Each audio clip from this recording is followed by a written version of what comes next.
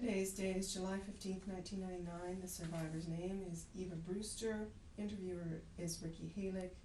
The city is Coutts. The province is Alberta. The country is Canada. And the language is English. I'm just going to straighten you just a little bit. Disintegrating. Yeah. My name is Ricky Halick, R-I-K-I-H-E-I-L-I-K. We are conducting an interview with Eva Brewster in Coutts, Alberta, Canada. Today's date is July the 15th, 1999. Could you please tell us your name and spell it? My name is Eva Brewster, E-V-A, Brewster, B-R-E-W-S-T-E-R. My maiden name was Levy, L-E-V-Y, and I was born in Berlin, Germany. When were you born? 28th December 1922. And how old are you? That makes me almost exactly 76 and a half. What were your parents' name? Your father's name? My father was Albert Levy and my mother Elisabeth. Where was your father born and when? My father was born in Berlin in September 1883. And your mother? My mother was born in Gleiwitz, Silesia, also Germany at that time, on the 2nd of January 1902. Did you have any siblings? Yes, there were 5 of us, 3 half and 1, well, 2 of us siblings. The first 3 were born wait a minute, one of them I think 1912, was it? Yeah. And what was his name? Gerhard and Gat in Israel. Mm-hmm. Levy, he was born in Berlin, of course. Then there was an older sister. I think she was born in 1910. And her name? Her name was Kate. Kate Balin, after she married, also née Levy, L-E-V-Y, and she was born in Berlin.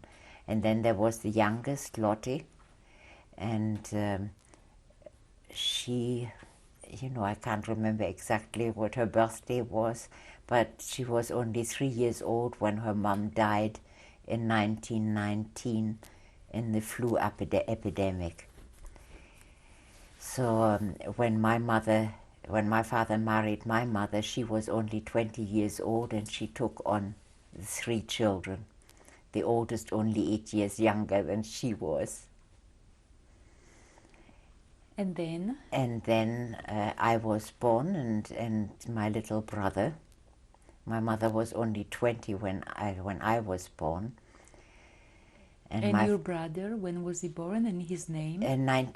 His name was Stefan at birth, and he lives in Israel. His name is Yair, the Hebrew name, and he was born in Berlin on the 15th of January 1924, and he is still alive. Tell us a little bit, describe your home life and your childhood, Eva. Our home life was just fantastic. Well, to start with, I think my mother had a very hard time with the 3 children because until my father remarried, there was a succession of nannies and housekeepers who didn't want to give up their posts and told them all sorts of stories about bad stepmothers. And actually they didn't start to love her or like her until after I was born. And then they transferred their love to the new baby to my mom. And after that, everything was just great. My father was very well off. What did he do? He owned a business. In fact, I think it is the largest, or was the largest, import-export food business. You know, imported coffee, cocoa, tea, exported German butter, flour, all sorts of things. What was the name of the company? The company was Paul Kostelitz and Company. Kostelitz was the original owner and founder, and then my father was a junior partner, and after Mr. Kostelitz's death, he took over as the senior partner. How would you describe your economic situation? Well, it was comfortable. We traveled every year. We traveled to Switzerland, to Denmark, Tyrol, France, well, wherever we wanted to go. Skiing in the winter, sometimes in the Tatra Mountains, sometimes in Switzerland. I lived in a place, Nikolsburger Platz 3. My high school was just 2 houses away on a small park, number 5. And when my father's driver, and I remember that old Mercedes, the very first car we ever had, was an open roof here, and he would wait to take my father to his business in the morning, and I got him to drive me to school. And I think the head of the car, the beginning, the hood, was at the school before the rear left our house. But anyway, otherwise, my parents were very happy together, and we were very spoiled. Describe did you live in a house or apartment? No, it was one of those very big luxury apartments. Describe your apartment. Well, it had 14 rooms. It was huge and had a very long corridor. In the front there were 3 rooms that belonged to our cook and the 2 maids. And then there was a living room, Biedermeier, I don't know if that means anything to you. It's a room that was furnished as it was in the times of Frederick the Great, I think. Very beautiful. And a dining room, a huge dining room, and my parents usually had about 36 people for dinner when they had parties. And then the rest of the house was kitchen and corridor and all our bedrooms and playrooms. Who lived in the neighborhood? Who were the people that your parents associated with? Well, they had all sorts of friends. It was a very mixed neighborhood, but it was the kind of neighborhood where there were large business people, diplomats, well, you name it, small businesses. What language did you speak at home? German. German only. What kind of newspapers did you have at home, and books? In what language, what style?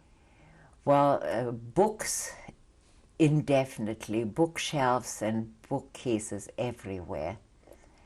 And that was one nice thing. First of all, our parents read to us long before we learned to read.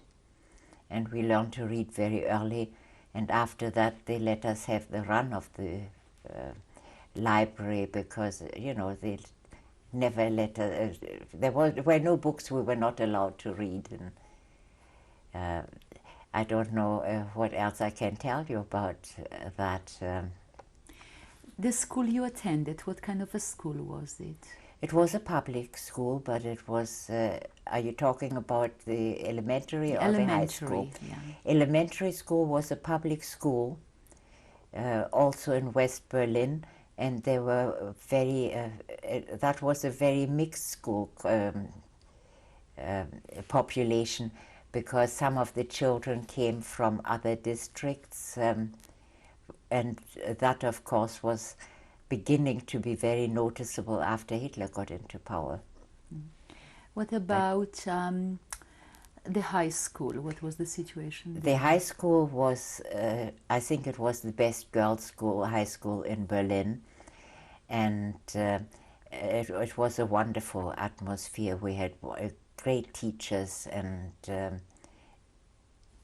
we learned a lot, And of course we learned languages, starting off with Latin, then French, and then English. They were all compulsory. The children were more or less raised the same way we were. You know, they were of course different religions. There were Catholics, there were Protestants, there were Jewish children, there were even some Buddhists. Who did you associate with friends, Jewish, non-Jewish? Both in equal parts, until after Hitler. After that, things changed, of course. I'm still waiting for the before Hitler's rise to power. What about your parents' friends? Did they associate with Jewish, non-Jewish friends? Both. Both equally? Well, my father was a Freemason, so there were a lot of Freemasons and their families that visited. Then his own old school and university friends, and my mother had a lot of school friends. She had gone to school in Berlin for high school years anyway. Did you have any Jewish education? Yes, we had a young rabbi who came to the school to our, that was separate from the rest of the education, usually after school hours. I want to clarify, he came to your school for after school hours? Yes. How many Jewish students were there? In my class there were 7. That was in the high school? That was in high school, And yes. what did the rabbi teach? Well, everything from the Torah to Zionism, and both modern and ancient Jewish literature and all that. How often did he come? I think it was 2 or 3 times a week. Was he preparing girls? This was high school, yes? That was in high school. Was he preparing girls for bat mitzvah? No, he didn't. And in any case, I ceased to think very much of him when he made the first pass at mitzvah. Did your parents belong to a synagogue? Yes. What kind of a synagogue was it? It was a very liberal, certainly not Orthodox. How often did they attend? Not very often, sometimes on Shabbat, but mostly and always on the high holidays. Did you go? Oh yes, but I resented that the women were still seated separately. Do you have a favorite memory of a holiday at home? Did you have a Seder? Did you? Yes, we always had a Seder. Do you have a favorite memory of a holiday? No, except that we used to ask, apart from the usual questions that you're supposed to ask at Seder, a lot of other questions that may have been quite embarrassing, I don't know, and we didn't always get the answers. But otherwise, the only other ceremony I remember was my first marriage, my wedding. Did you have a bat mitzvah? No, I didn't. That was one thing my father didn't agree with. Did you want to? Yes. Yes, I argued after my little brother was preparing for his bar mitzvah. I didn't see why I shouldn't have a bat mitzvah, but this is where my father drew the line, although he always claimed he was very liberal-minded. But did other girls have bat mitzvah? Was that a common thing then? No, it wasn't. It was in the Reform synagogues, but that was not one we belonged to. Who were your friends? What kind of activities and games did you play? Well, I belonged to a swim club for one thing, and so there were a lot of swimming competitions. When I was 11, I started training with the hope that I would break the record swimming the channel. And that was another thing that I never got round to because of Hitler, but skiing in winter, skating in winter. I played a lot of table tennis. I never played tennis. What about musical training? Did you have any? Well, I had piano lessons, but I always played the same song, and I wasn't very keen on practicing, and my brother teased me very much, and so I gave that up eventually. Did you have family members nearby? Grandparents, cousins? Well, my maternal grandparents lived in Gleiwitz, and we visited them quite often. My paternal grandfather, and I'd like to show you a photo of him later, he looked like Santa Claus. He had a long white beard and silver hair, and at Christmas he walked with me a lot. And at Christmas, the Christian children would come up and tell him what they wanted for Christmas. They thought he was Santa Claus in disguise. I never knew my paternal grandmother. She died very young of diabetes. That was before they had insulin.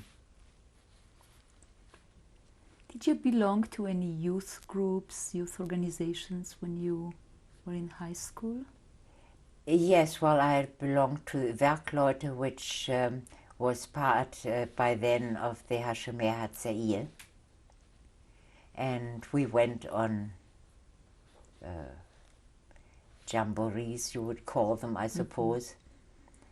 And I wasn't very keen on that either, because we usually slept in barns, and our group leader was very fond of reading or telling us Edgar Allan Poe stories. Do you know them?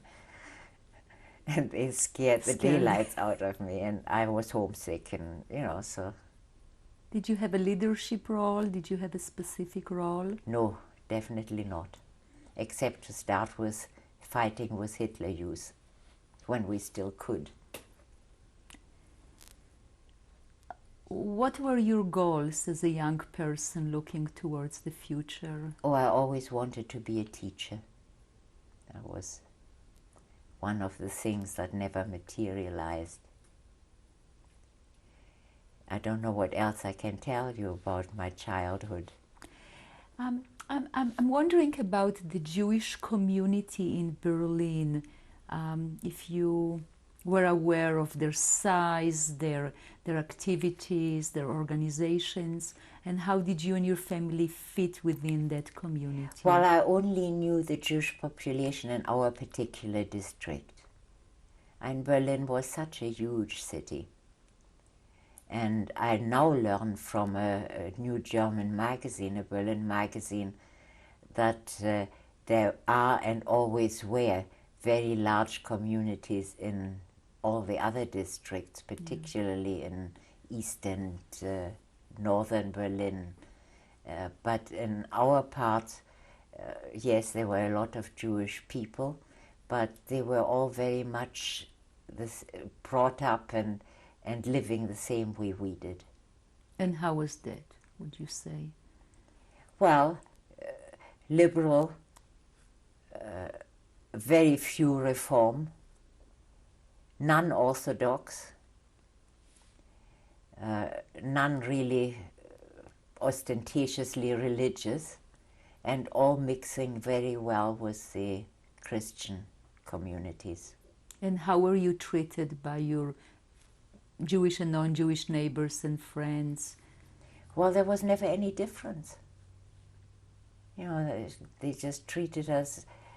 In fact, when you associated with Christians, or for that matter anything else, religion somehow never came up. It was just a social friendships. Mm-hmm. And since you were not religious, how did you identify as a Jew, or how did your parents identify, do you know? Well, really just by going to the synagogue from time to time and taking part in the classes, instruction classes we had at school. And did you celebrate holidays at home? Oh, yes. Yeah. But it didn't go far enough, for instance, to fast. Maybe we should have fasted, but we didn't. Anything else you want to tell me about your childhood? Well, Is there a special birthdays that you may remember or anything else of importance? no, every birthday was special. We were very, very spoiled. And no, I don't remember very much about it, except that we had a garden a little distance away, and going there, well, we learned to plant, we learned about raising flowers and vegetables. We went with my mum on the way to the garden, and there was a sort of farmer's market, and I could choose whatever it is I wanted her to buy in the way of food. And on the way we passed a place where they did gravestones, Yeah. you know, carved Engraving? engravings. And my little brother tortured the daylights out of my mum, asking her to choose a gravestone. He wanted her to get the nicest one she could think of. And she got very upset about it. Okay. Were you aware of Hitler's rise to power? Well, in a way, yes, but we weren't prepared for anything that he really stood for. And first we listened on the radio, and I couldn't understand why he was yelling and screaming at the people he said he loved and wanted to save. And then, of course, I couldn't understand what he was talking about when he threatened to destroy the Jewish communist scientists and the Jewish communist business people. And it seems to me that that was the first difference we noticed, that the Christian population, the Germans, picked up what they wanted to hear, anything that applied to them. But I was, 11 years old when I listened to those speeches, and I noticed the contradictions. And they were quite ridiculous. In the same sentence, he would assure children, for instance, that he would give them new enlightened teachers who would nurse their dignity and bring them up as German children should be brought up, instead of the antiquated old teachers they had now. And then he assured the teachers that he was certain they would do the right thing and bring up the children in the way they were used to. The same with factory owners. He assured them that he would need them to provide work and deal with unemployment, and promised them the world. And then he said to the workers that he would get rid of the Jewish communist directors and owners. And so it went on, every category of German. He told the scientists he needed their brains to develop a modern Germany and industry and all that, and then said he'd get rid of all those Jews and Jewish communist scientists, and so it went on. So if it puzzled you, did you discuss it with your parents? Did you Oh, ask yes. them? Yes, but my parents still didn't take it seriously. They didn't know very much about Hitler's background, but they said that the Germans would never fall for a guy like that. He would never amount to anything, and if he did, it wouldn't last. And that was their attitude until he was actually voted into power. And then they never ceased to regret. We were in Denmark, it was in the summer. And my mother had in fact asked my father to take her back to Germany to vote. And he didn't think it was worth it. He said it wouldn't make any difference, and it probably wouldn't have made any difference. But after that there were endless discussions, and perhaps if all the Jews had gone back, all the people that were on holiday abroad, then maybe the outcome would have been different. Were you aware of his Mein Kampf book? No, no, in fact, I didn't hear about that until much, much later. And Were none your of us had parents? read it. No. My parents hadn't read it either. How did your life change after he came to power? Well, to start was not very much at all. And we had wonderful teachers, and I was in high school by then. But my little brother wasn't so lucky. He was still in that same elementary school. And there they had a lot of Hitler youth whose parents couldn't afford to send them to high school. The compulsory school leaving age was 14 at that time. So there were lots of kids who couldn't afford to go to high school, couldn't afford to go to university, had to go out to get any kind of jobs, and they were the first that the Hitler Youth got hold of. And they were the first little criminals, you know, they got that incessant brainwashing. What happened to your brother? Well, he seemed very unhappy, and we didn't really know what was wrong with him. He was like a hunted little animal when he came home. He threw his satchel and his books at the wall as soon as the door was opened, but he wouldn't talk about anything. We tried to find out.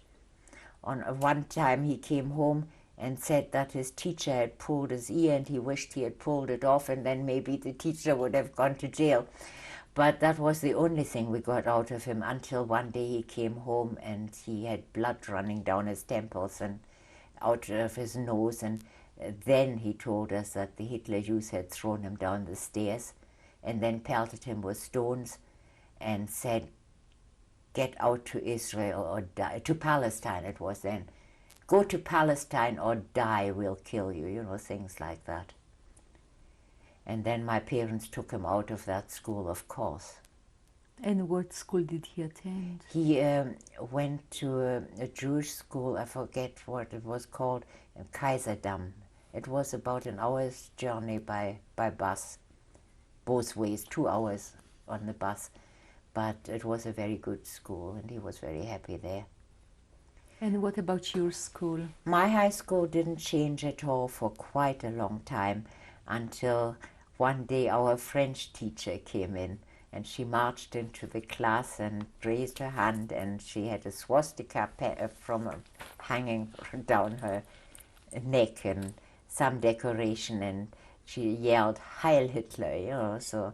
And then she told us that she expected severe changes, that she wanted everybody in the Hitler Youth, and that we were to give her the Hitler salute every time, every start of the class and every finish, which nobody obeyed, not the Christian girls and of course not the Jewish girls.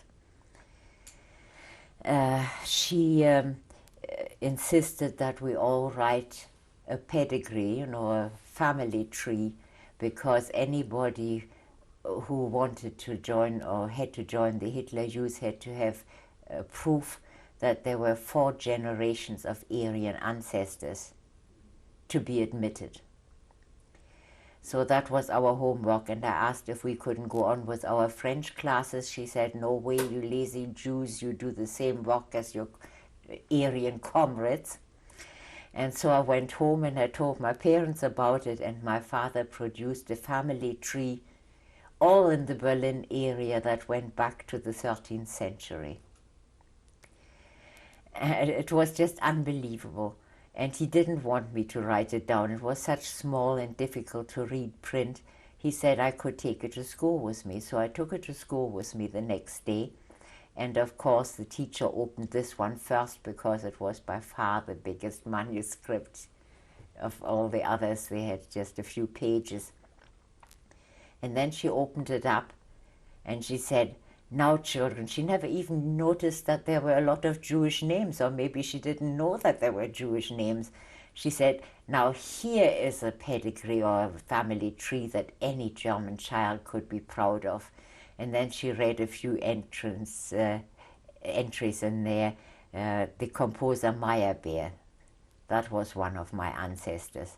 And the physician to King Frederick the Great was one of my great-great-grandparents.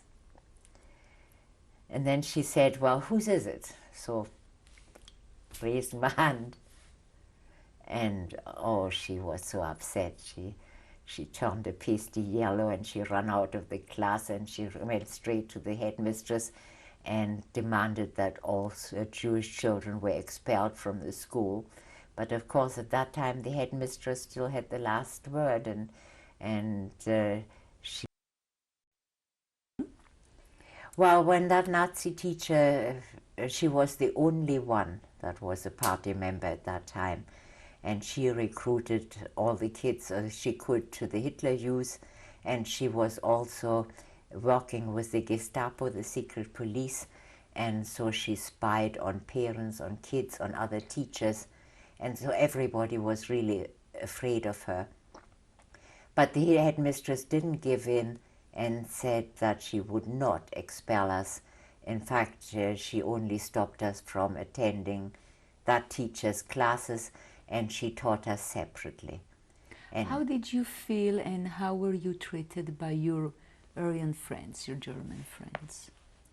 oh, very well until that period.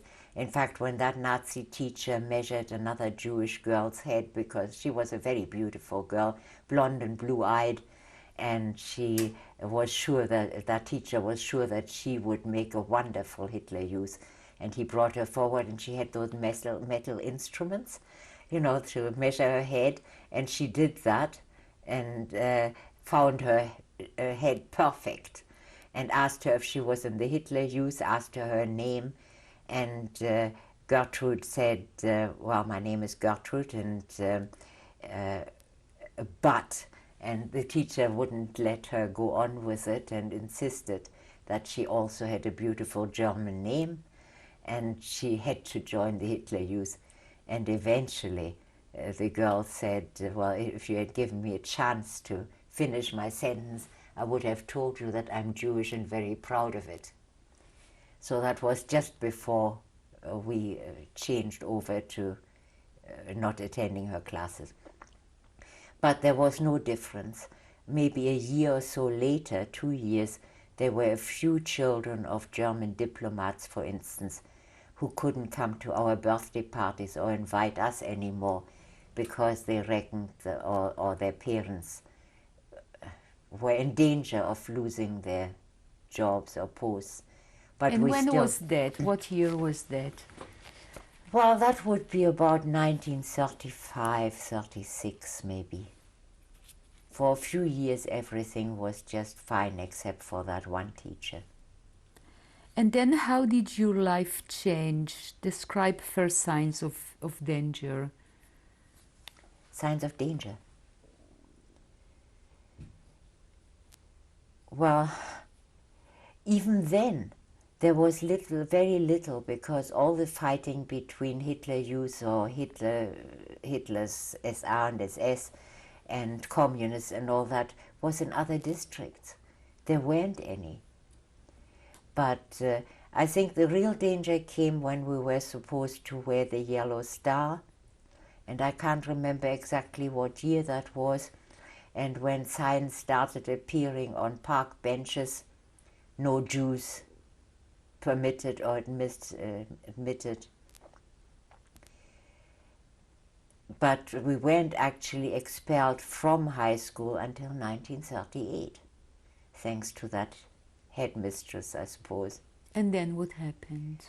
Well, then I was really utterly lost. You know, I didn't know what to do or where to go. And of course, we had applied by then to just about every country in the world in alphabetical order to get exit visas, and didn't get them. Why not? Well, there were too many. Until then, my mother had an older sister in Texas, in the United States, and they were already American citizens. They and their 2 boys had emigrated very early. And they even managed to get a Quaker family to deposit $50,000 in our names to guarantee that we wouldn't take jobs from Americans. And in the beginning, we were promised we would get that visa very soon, but then suddenly they decided that the relationship between sisters isn't close enough. You could only get a visa if for parents of American citizens or for children of American citizens. So that was an end of it. Canada didn't admit any people. Italy, we thought my aunt lived in Italy. She'd been married to an Italian officer after the First World War and still was, and he was a general by then. And she always wanted us to come, or at least that was after I married and had a child, to bring it. But by that time Mussolini had allied himself with Hitler, and I couldn't risk my aunt's life because she was very safe in her position there. Anyway, it was impossible, and we couldn't even get, my brother tried to get us to Palestine, as it still was then, and Britain no longer issued visas either. You had to have, well, for young people, they had to have at least 1 year of agricultural or forestry training before they could even apply for a visa to Israel and get there legally. So, oh yes, and my sister, who was married just after my father died and had gone to South America, was going to get us a visa too, and we had applied. And then suddenly, just immediately after we'd been married, we went back to that Jewish organization that then arranged for immigration. And they told us that the visa that my sister and brother-in-law got were fakes, and that their ship was being turned back because the countries that they presumably had visas for claimed that they were illegal aliens. Which ship was that? The St. Louis. But there were others after that too.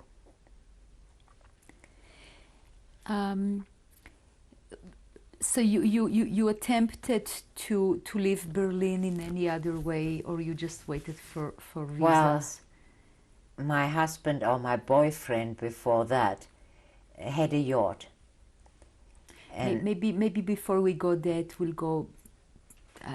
I'd like to ask you more about the changes with the new restrictions and the new laws. Did it affect your family? Did it affect your father's business, your home? No, not until in fact 38, because until that time we could still travel abroad, and there were no immediate threats at all, or didn't seem to be. So what happened in 38?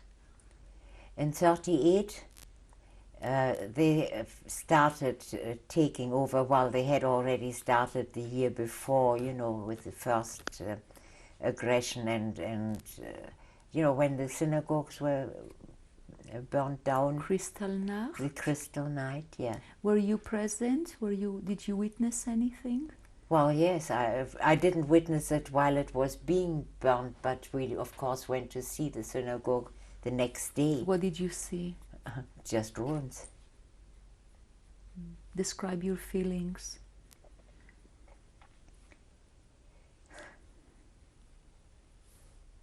It's impossible to describe the feelings, you know. And as far as the synagogue is concerned, to me it was about the same as the burning of all the books. You know, everything that was culture and German culture and everything that I'd been raised with was being destroyed.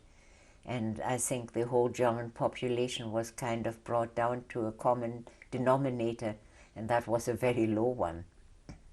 What did your parents say? How did they explain things? I still couldn't, or we couldn't persuade my father to emigrate. Well, he was 19 years older than my mother. He didn't speak any language other than German. He said he was too old to start fresh. And he had the naive idea that even if he couldn't keep his business, he could live on his capital until the end of his life, he still did not believe that that there would be any physical attempt to kill him or kill us. What happened to his business?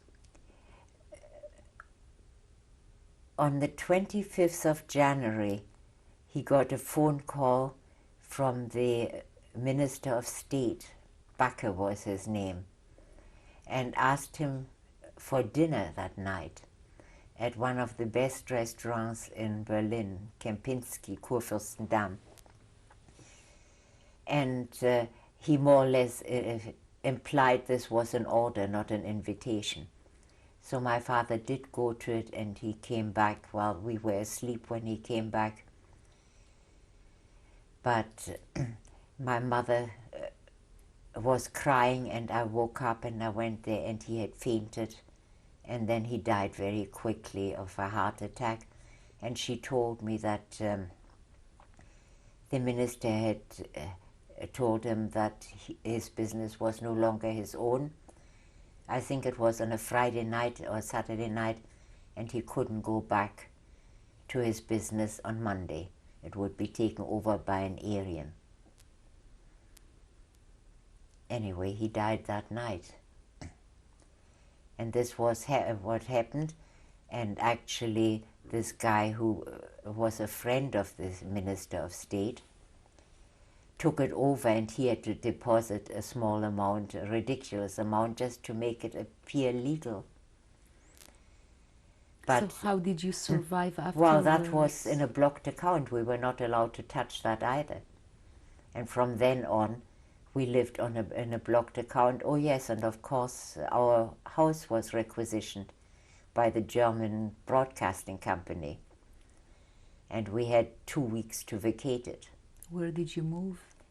That was just shortly after we were married, and in February 1939, wasn't it? Yeah. And I moved to my in-laws, who didn't live very far away.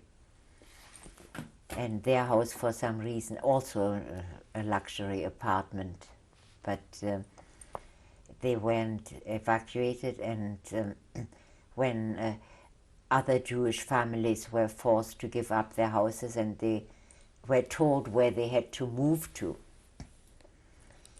then it turned into ghetto-like conditions in all kinds of districts of Berlin, but not in ours for some reason.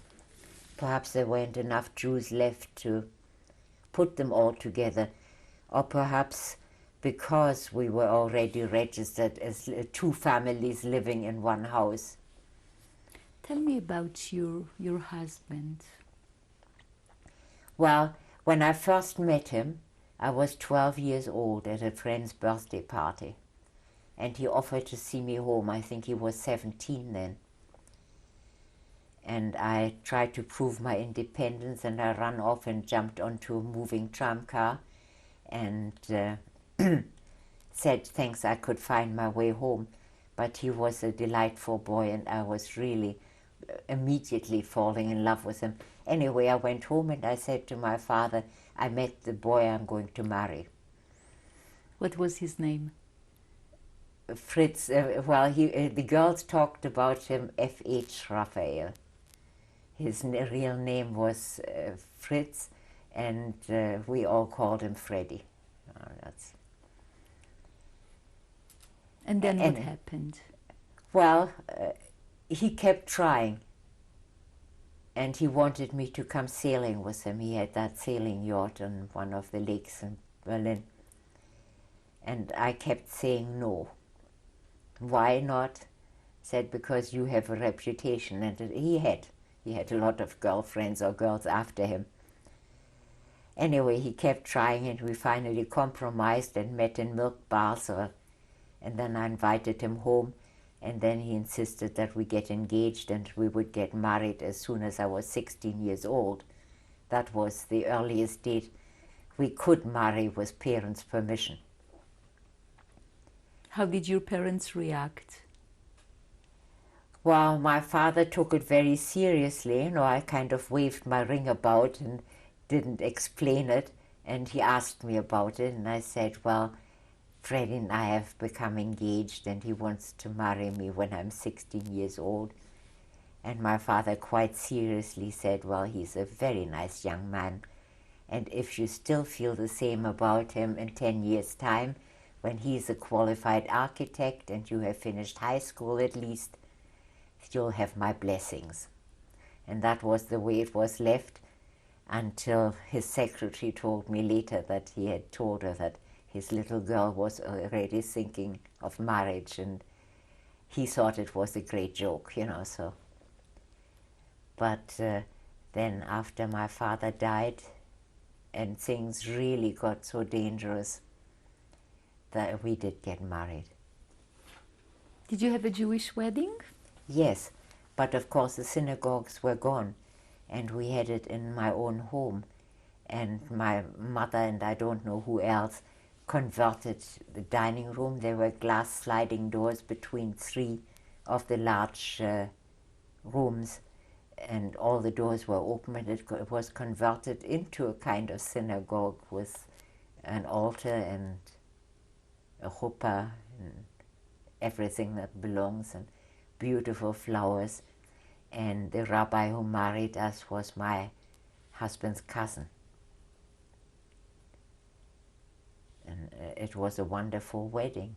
My grandfather was still with us. He gave me away. And we had about 150 guests that stayed behind. And it was just wonderful. What did you do after you got married?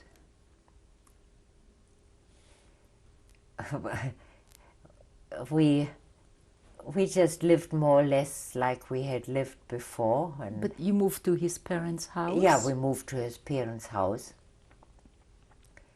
In Who fact, else moved with you? Who moved Who with else lived in the apartment with his parents? Just his parents. You and My husband. And where was your mom? She was, she had taken up nursing when my father died, and she lived in the nurses' home in the Jewish hospital. She had been living there for quite a while. She was already living there when we got married, and she got leave when we had to pack up all our stuff, and we packed everything that was of any value at all into containers that were to be taken to the US. We could still do that and store it in the free port of Hamburg, as long as we paid a huge export tax. And did you? Yeah, we did. And what happened to those containers? We have no idea. I don't even know if they ever got to the port or whether they were bombed out with the rest of Hamburg. We certainly never saw anything again. What did you do with all your belongings in your apartments? Well, we couldn't do anything with them, so we just invited all former friends, Christian friends, and my father's employees, and to come and help themselves. And this is something else I'll never forget, because when I finally left with my little suitcase and my cat in a basket, I heard them fighting over mirrors, over tables, and all those people who had called themselves friends, not one of them had asked me where I was going, or, what was going to happen now. And so I just closed the front door and wished them luck, and and took my cat, and I took a taxi to take me and the cat. Actually, it was already forbidden for Jews to own animals. We had to give up all our pets. In 1938, that order came about the same time as our house was requisitioned. And that was, in fact, 2 government decrees at the same time, that Jews that their homes could be requisitioned without notice, and that they had to immediately give up all pets. Mm-hmm. So what did you and do I with had the cat? already found homes for all my other pets. We had frogs, we had tortoises, we had tame hedgehogs, and canaries and fish. And I found homes for them all except for that little cat. And nobody knew that we had it. It never left the house. You know, we had a litter box. And so I took it with me, and I didn't know what I was going to do because I didn't know what, if anybody was discovered to keep a pet, they were immediately deported. And anyway, when I took the taxi, I heard that cat meowing in the basket, and I was so upset, and I must have started to cry because the cabbie stopped the meter. Well, he had asked me first. He must have thought that I was a young girl running away from home or something. And he stopped the meter and he asked me if he could help in any way where I was going. And first he said, "And do you have any money?" And my first thought was maybe he would smile at me if I said I could buy his taxi, because I certainly had enough money in my purse. Anyway, finally I told him, because he had so much compassion. Did he know you were Jewish? He didn't then, of course, because I didn't wear my yellow star. We were not allowed to take taxis legally. But without knowing who I was, he told me about his children. He said they were Hitler Youth and they had reported him to the Gestapo, to the secret police, because he had somehow said something to ridicule Hitler at home to his wife. And the children denounced him, the Hitler Youth, and he was arrested.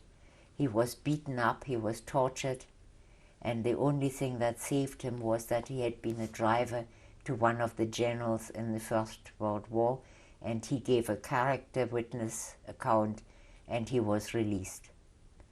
But he said he hated the young generation. It wasn't worth living for. And so he obviously saw that I was surprised, since I was one of the young generation. And he said, "You're different. You're definitely not a Hitler Youth. Hitler Youth would have set that basket in fire or trampled on it. They wouldn't have cried over a basket, what's in it?" And then I told him, and he offered to take the cat home with him. Did he? Yeah. How did your life evolve after that? Well, after that, eventually, we had a baby on the 11th July 1940. And for a year, I was exempted from forced labor. What did you name the baby? Rea. Actually, there were only a limited number of Jewish names we were allowed to give our children. But I thought Rea was by far the nicest one. And for a year, things, I lived in a sort of cocoon, I think. Let me just ask you, where was she born? In the Jewish hospital, yes. And Dr. Paul Meyer, he was a friend of my father's, he had already brought my little brother and me into the world, and so he helped with her too. So all the Jews were treated at the Jewish hospital? Were all the doctors there Jewish? Yes. But that Dr. Meyer actually was married to a Christian wife, and he stayed in Berlin all the years. His son, half Jew, didn't have to go into concentration camp either. And in fact, this is how I got hold of that German magazine, because he lives in New York now, and he wrote a letter to that magazine and said, "Does anybody know Eva Brewster?" And that he had been looking for me for years, that he knew I had survived, and that I had been in Africa since then. But and then, of course, I got that letter of his cut out from every part of the world. And so I'm in touch with him now. Going back to the first year that you had Ria, what kind of a lifestyle did you lead then?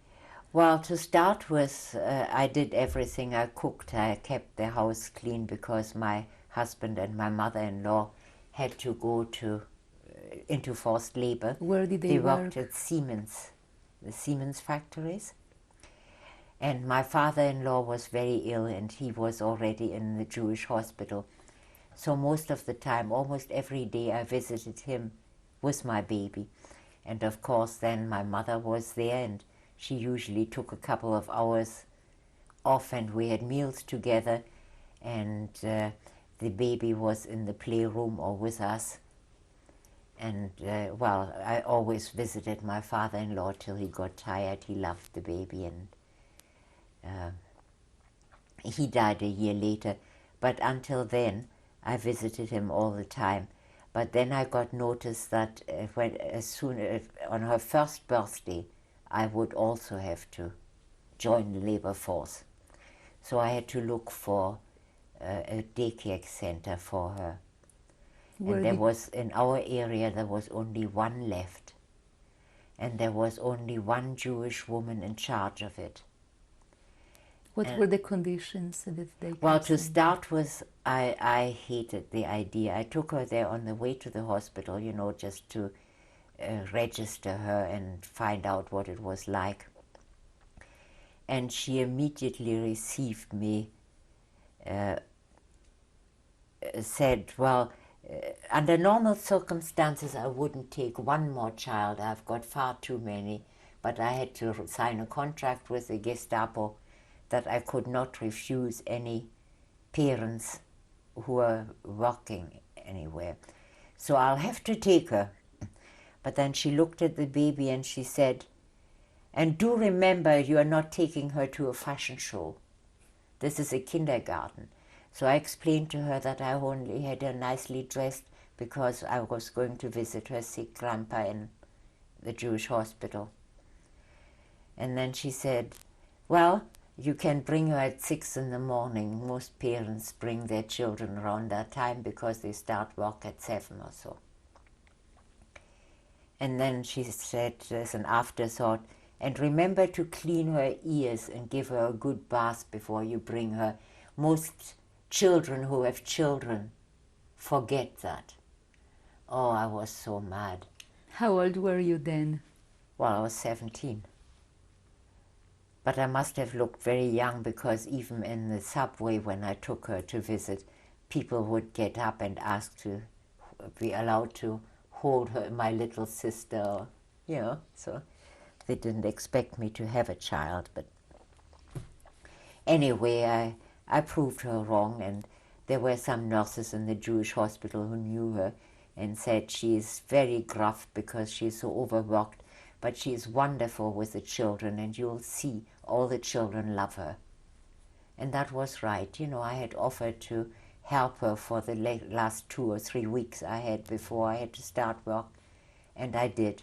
And she was wonderful, and the children adored her. How many children were there and what ages? Well, there were about 20 preschool children, older children, in one playroom, and it was a very small room. How long did they stay 25. there? From 6 o'clock in the morning until when? From 6 o'clock in the morning until their parents came home.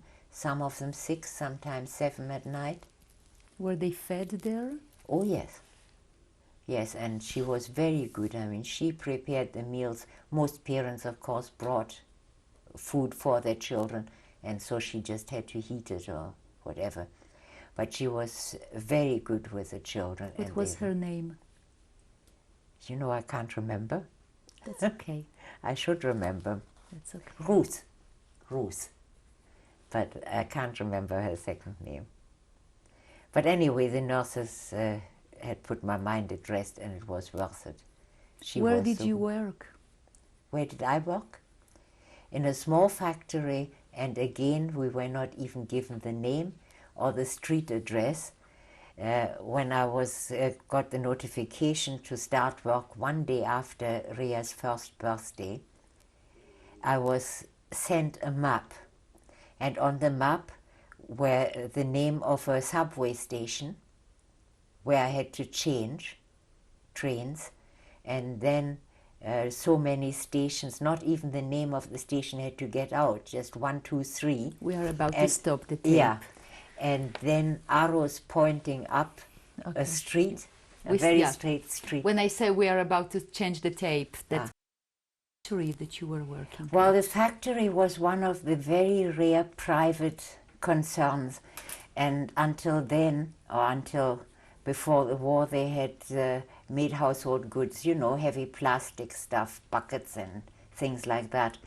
And then they had to convert to army material like camera cases and radio cases, you know, just things like that. And the private owner was still the manager of the firm. Of course, he was no longer private, it was now a state concern. But when I arrived there, the first thing he said, take that star off your dress, you don't have to wear it here. And then he called for the foreman. He said, you are the only Jewish person we've got so far, and there won't be, I don't allow any difference between workers as long as you get your work done and get on with your, I can't remember how he put it, comrades or something. That's fine. And none of them are Nazis. And then he called for the foreman to take me to the room where they had overalls and, you know, clothes I had to wear on the machines. And that foreman came in and he had a Nazi uniform on and a swastika. And I really got a fright when I saw that.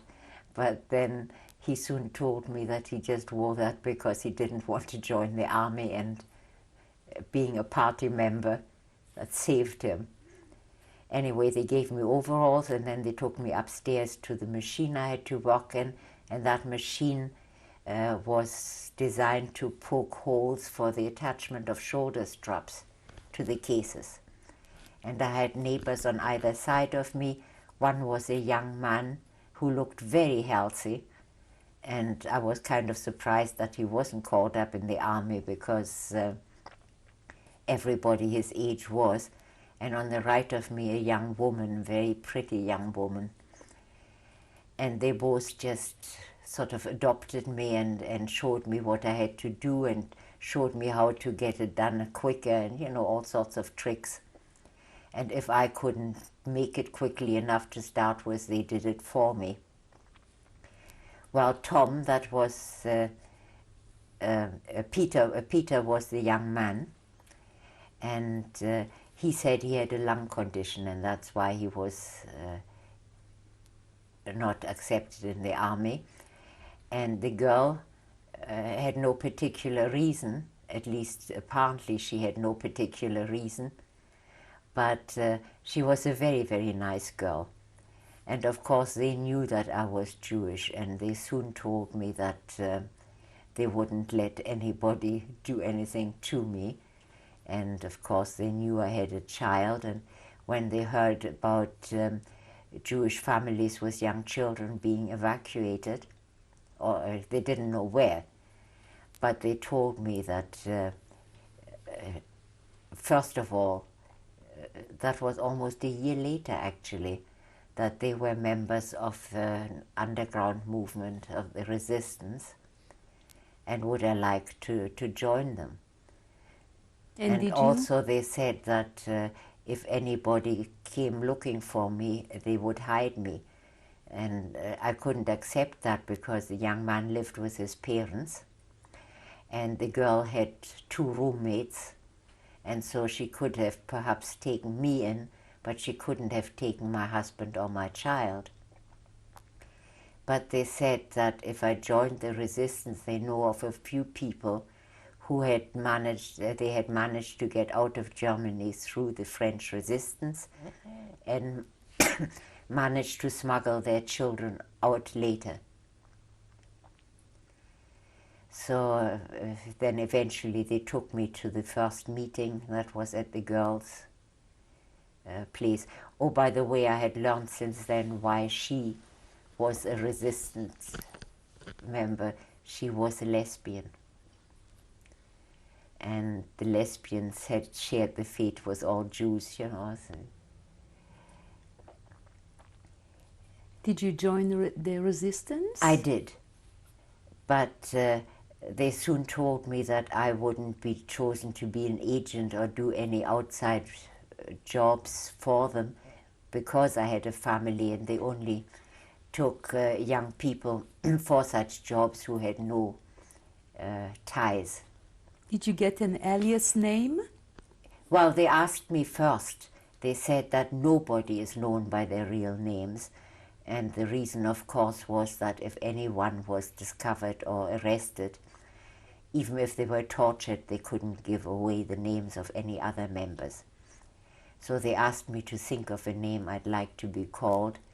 And I thought Daniela would be nice, because that was a book I had read over and over again when I was about 10 years old. And it was about a young girl, the member of the Young Detectives, who helped the boys discover all sorts of crimes and all that, and saved the boys many a time. And somehow I admired Daniela, so I thought that would be nice. And that was the name I was given then. But they said although I couldn't accept any of these jobs, they would get me trained anyway. But then, of course, I had to hide my child. I couldn't take her with me, I couldn't do anything. And Margaret, a friend of my mother's, a Christian nurse, had offered to take her to East Prussia to hide her, excuse me, at her brother's farm. He lived in East Prussia. He had 10 children of his own, and his wife loved children, and one more wouldn't make any difference. So I did tell my mother-in-law and my husband that this was what I wanted to do, and my mother-in-law absolutely vetoed it. She said, if they find that the child isn't here anymore, we'll all be shot. And my husband supported her.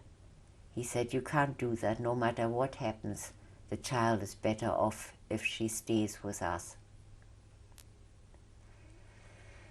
So I decided that I would have to leave them, because I was not going to take a baby to wherever people were deported to. Did you start hearing stories about Yes. deportation? Well, my mother had warned me. There was a Gestapo man attached to the Jewish hospital.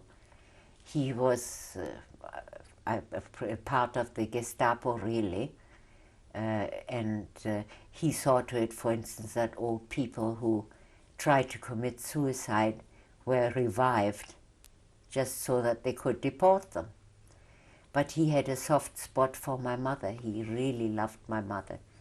And he told her, and she came in the middle of the night to warn me, said that they were going to deport all young couples with young children. And that is what really finally decided me. And did you know where they were deported No, to? nobody There were knew. no No. rumors. No, and I believe Germans who say they didn't know what was going on, except, of course, that they saw that their neighbors vanished and they were never heard of again.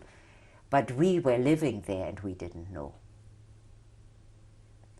And everybody was told it would be a labor camp. And they were told that families wouldn't be separated, you know, so that's just to keep them calm, I suppose. And then what happened? Then I told my husband that I wanted a divorce, because then he could, even if he was tortured, he wouldn't know what I was doing. And he finally agreed, and we found one of his ex-girlfriends to spend the night with him. According to him, nothing ever happened, and I quite believe him, because he really loved me very much. But the private detective saw her move in, you know, and so I got a divorce on the grounds of desertion or something like that. And again, I have my divorce certificate still there. and I moved in with another Jewish family with a child, and and kept taking her to her kindergarten, her daycare every day for quite a while. And then I had arranged with Margaret that she would take her on a train to East Prussia, and I was to meet her at midnight. And that was very difficult. I put my child to bed, and I was going to give her some sleeping pills so that she wouldn't wake up. And I didn't know at the time, and I should have asked my mother, but I didn't. And I thought that if I gave her double the prescribed dose, it would work better. But in fact, it made her worse. It made her so sick. And she couldn't sleep, and she had a fever. And eventually she fell asleep, and she didn't wake up. I wrapped her in blankets, and I carried her. And that was a long, long walk on a very cold night. But then when we arrived at the station, that was at the zoo station, and I didn't see anybody, or hear anybody, and then Margaret suddenly appeared, took the child, and ran. It was a terrible thing, because all that night, you know, I was kneeling in front of that empty crib, and all I could think of was, I haven't even kissed her. I haven't even kissed her goodbye, you know.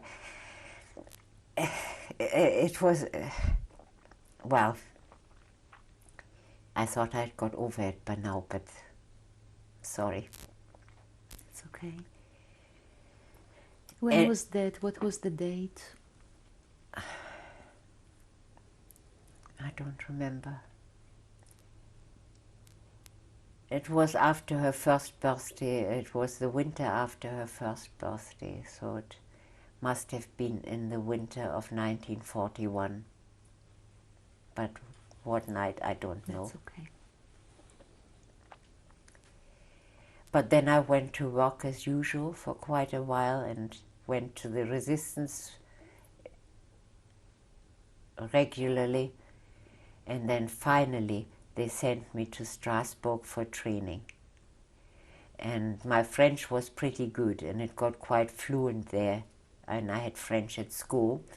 But I had to learn, for instance, if I was caught by the Gestapo, that I wouldn't speak, because my accent would give me away. I had to pretend that I had so sore a throat that I couldn't talk. And I had to write down my fictitious past, and I got very good at that too. What kind of work did you do for the resistance? Well, I never did any work until then. They trained me, and actually they arranged for my husband to meet me at night sometimes, but he didn't know I was a member of the resistance. We just met at night. We weren't allowed to stay anywhere together, just to talk for a while. Then he had to go his own way. And then they finally gave me an assignment. I was to take some technical drawings to Switzerland. And I was promised, and I had to go to travel to Dornbirn, which is at the Swiss border. And there I would meet my contact, a member of the resistance, and his name was Peter too. That was all I needed to know. And he would take me across the border. He was an experienced guide. And if I could do 3 missions like that, he would also see to it that I got back all right, dropping off my papers on the other side of the border, coming back, and if I could do 3 missions, then they would let me stay in Switzerland and get my child and my husband out too. I didn't even make the first assignment.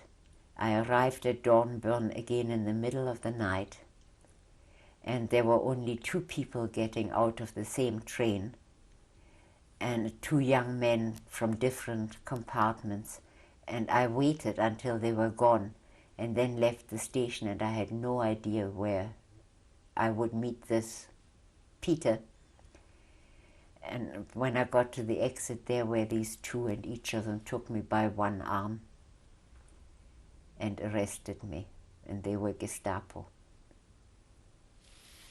And they took me to the local police station, and they accused me of spying, and they started searching all my clothes and tore the hem of my skirt apart, my pullover, everything, and took everything from my pocket. They squashed my powder compact, they squashed my lipstick, and of course they didn't find anything because I somehow had the nerve to say to them that I would not let them strip me. I wanted a woman. And at that time at a border station that could still be done. And they called in, and because of the middle of the night, it took quite a long time to get one of the officers who searched women for customs, normally. And in the meantime, they locked me into the coal cellar. And while I was waiting down there, Peter came, and Peter happened to be the head of the ordinary police. And he closed the door behind him. First he opened it, he said, "I'm just here to make sure prisoners are accounted for." And then he closed the door. He said, "Give me the papers quickly. I'm Peter." And I don't know yet, but somebody said the whole thing was a sting operation because they wanted to know the contact of resistance workers at the border. So the idea of getting me to Switzerland presumably didn't exist. They just wanted to see who was going to take me across the border. Now this is the most likely explanation. But anyway, he took the papers and he burnt it in the coal cellar right there.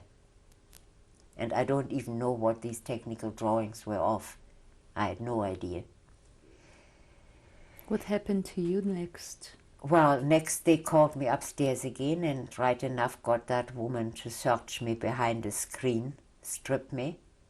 And of course she didn't find anything. And then they locked me up. Well, first of all, I wanted to know why they arrested me. They wanted to know my true identity. They didn't believe that the cards and the passport I had were the right ones.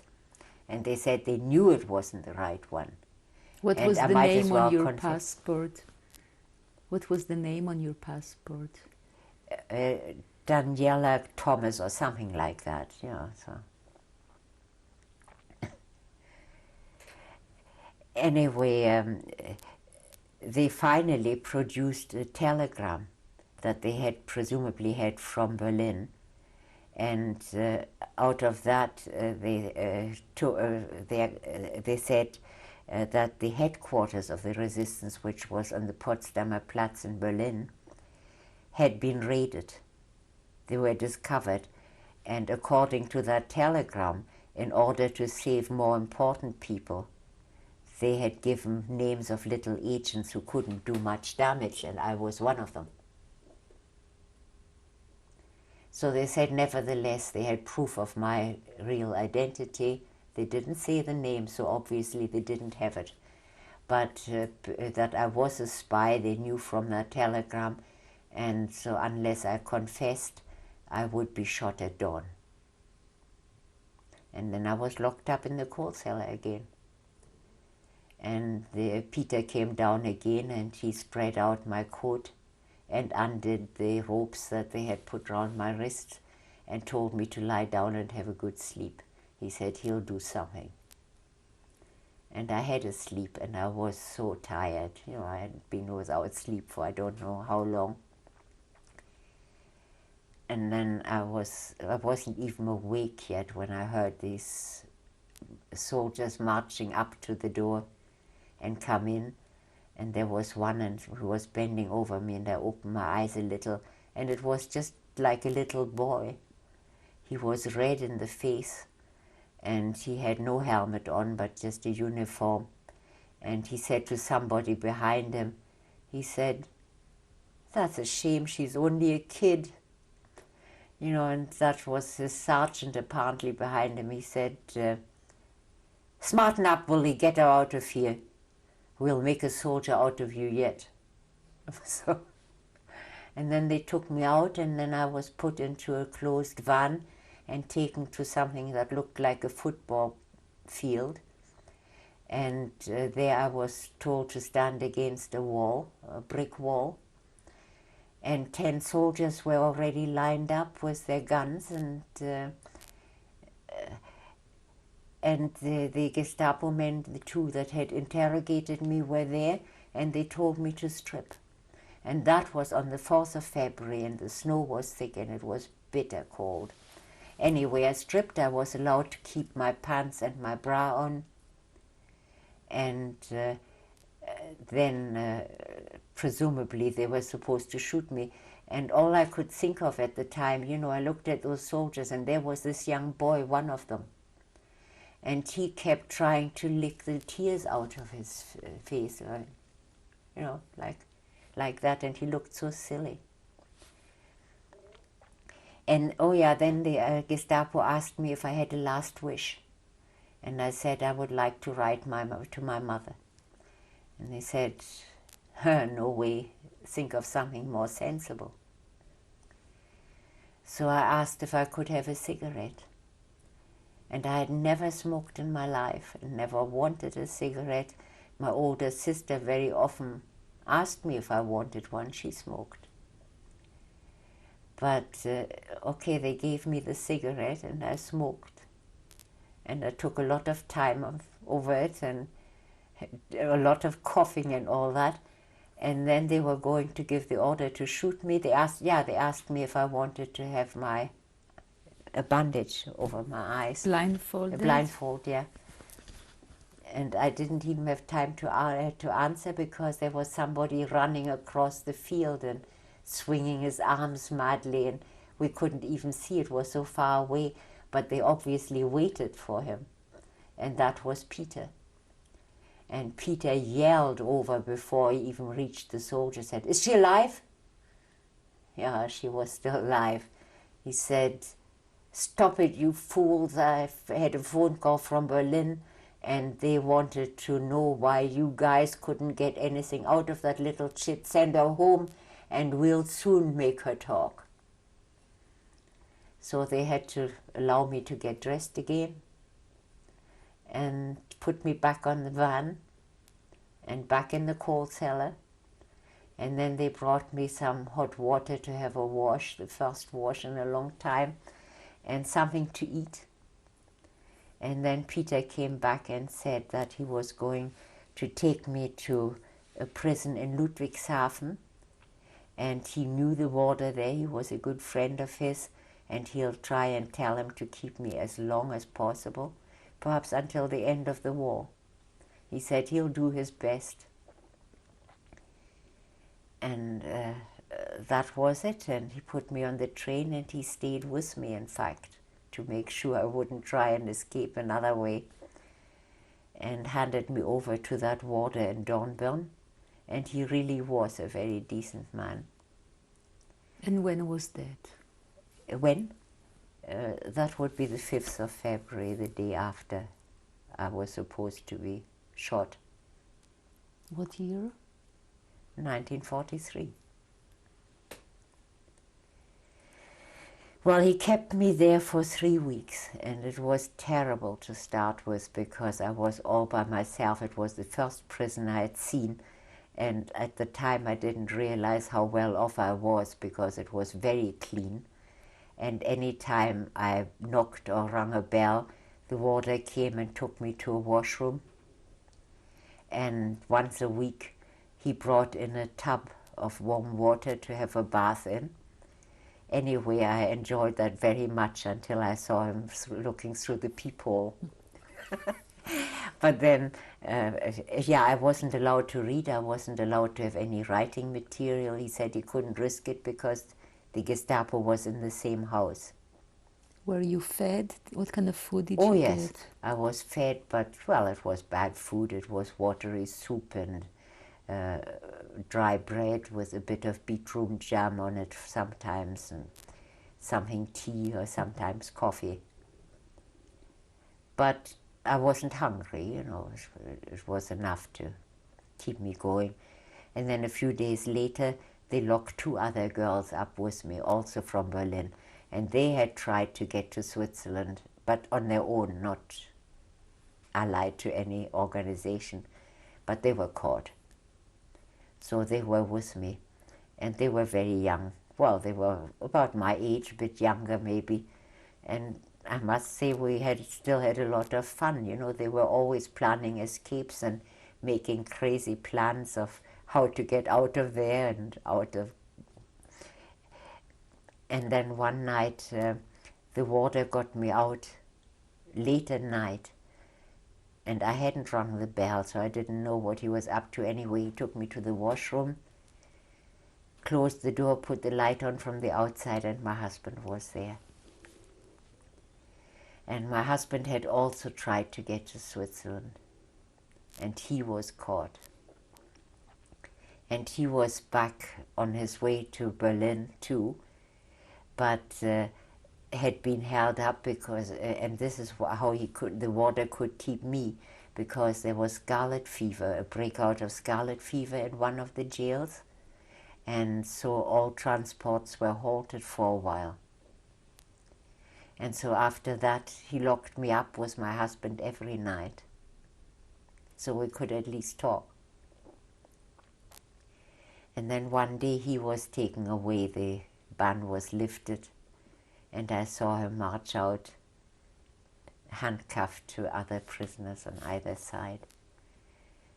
And he yelled at me, he said, "Keep your chin up, darling, you know, we'll be okay." And the soldier or the officer behind him just poked a gun in his back, and he almost fell, and I could see the other 2 guys pulling him up by the handcuffs, and it was awful.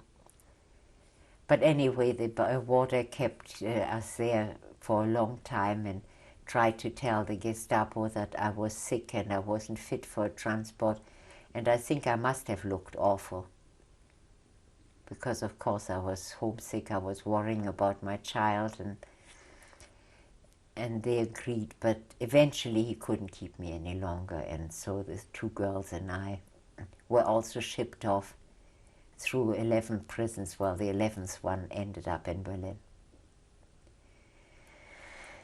And that was the prison in Moabit.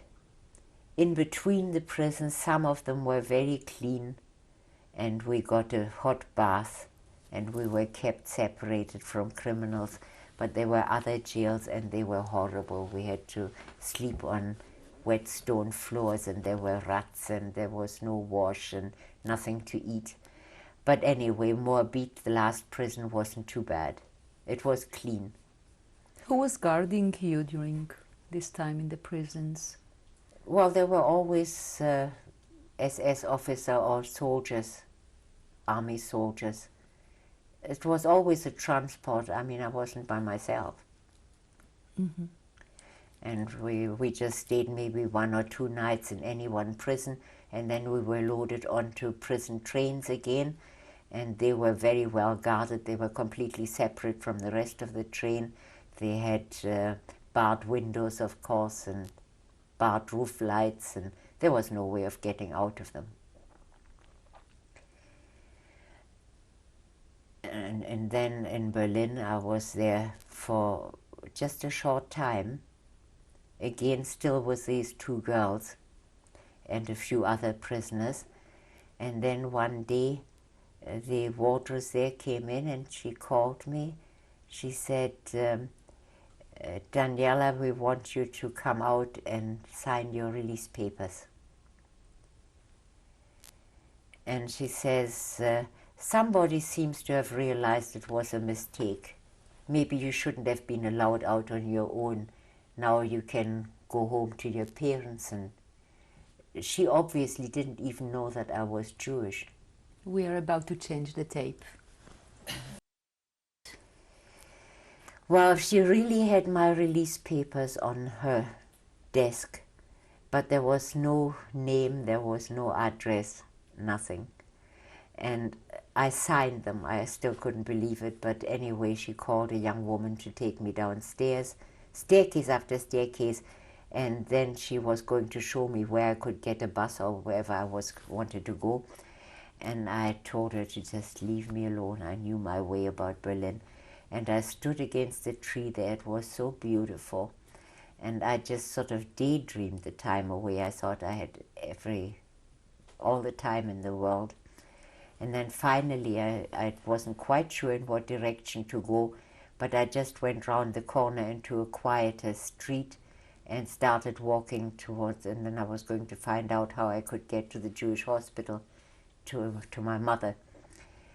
I was only a few yards into that quiet side street when a taxi stopped beside me and two guys jumped out, got hold of my arms, dragged me into the taxi and arrested me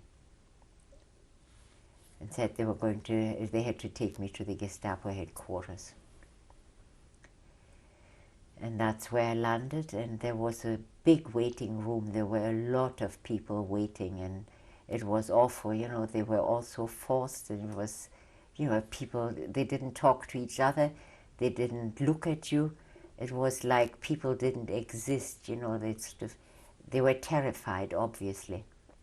Were they all Jewish people that were waiting? No, there were all sorts of people. I don't know what they were, but probably people who had either done something or said something against the Hitler regime, or could have been lesbians, could have been homosexuals, I don't know, conscientious objectors or anything like that. And eventually there were a lot of names being called, and eventually a young man came down and called my name. And he was very polite. He looked very nice, really, and he asked me to just come up the stairs with him. They just had to ask me a few questions. So I got into this office, and there was another man sitting behind one desk and this young blonde guy behind one, and then the other one suddenly jumped up and he said, "Where's your child?" And I had not expected that. I thought when I was rearrested, they would probably ask me about the resistance, about other names, anything. Not a thing. Just, "Where's your child?" And on the spur of the moment, I said, "You can't get her, she's in Switzerland." And I had always arranged with my mother, if we were ever caught, we would say that she was in Italy. But that was before Italy was no longer a safe place either, because they already had deported Jews from Italy. So that was on the spur of the moment. I said Switzerland. I said I sent her out with friends. And they started beating me up, you know, with a whip, and eventually the blonde one got up and he said, "Stop it now, she'll scream the house down. We'll get her back at night and she can scream." So they left me finally, and I was taken to what used to be my domestic science school. My face was swollen, my back was swollen, I was bleeding all over the place from the beating I had got. I couldn't even look out of my eyes. And somebody in there lowered me on a mattress, and then somebody put a cold cloth over my eyes. And eventually, before they took me there, they said, "We'll get the mother back. She might not be such a hard nut to crack." And that was the only time that I wondered if I shouldn't say. They had said that if I tell them where the child is, we would be deported together. I didn't. But I felt so awful, because I felt that I had really signed my mother's death warrant not telling them.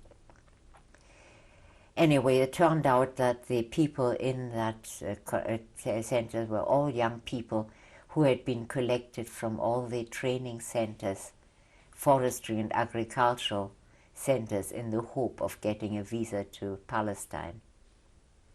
Like a kibbutz establishment? Well, they were different forestry and agricultural camps that were, in fact, led by Jews who had come back from Palestine, many of them, to train these young people.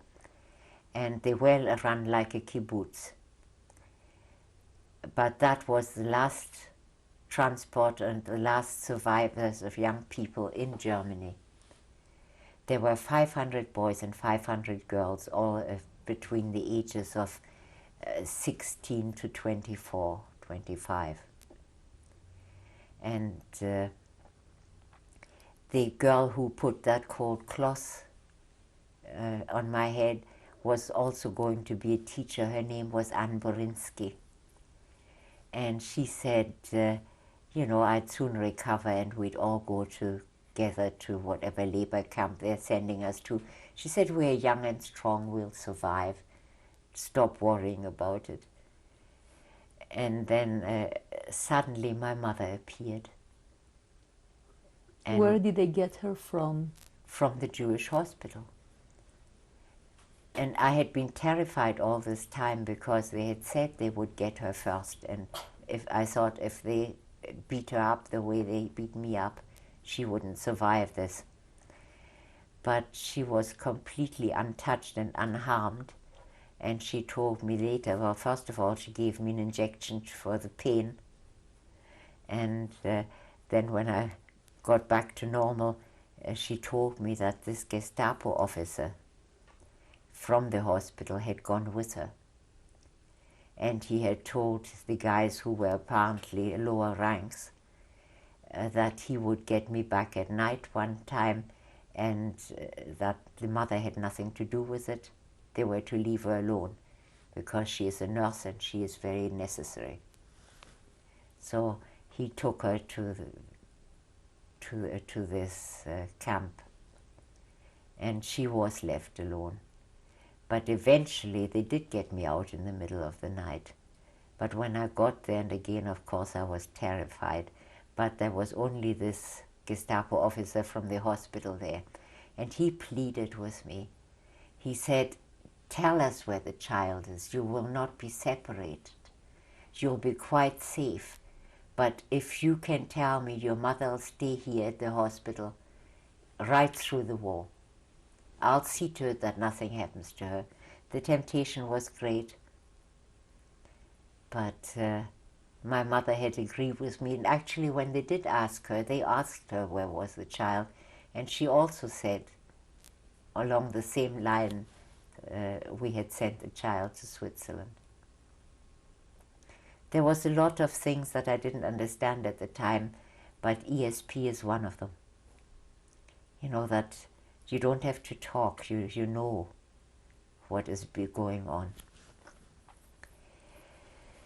Finally, we were taken to some sort of station outside Berlin. I know now where it was, in the Grunewald. I didn't know at the time then. And we were all lined up and put on. There was a long, long train, a cattle train, you know. And we were all put on the trains, all the young people. And then this Gestapo man came over again because the other guards were trying to get my mother to go in with the old people. The old people were kept separate from the youth transport.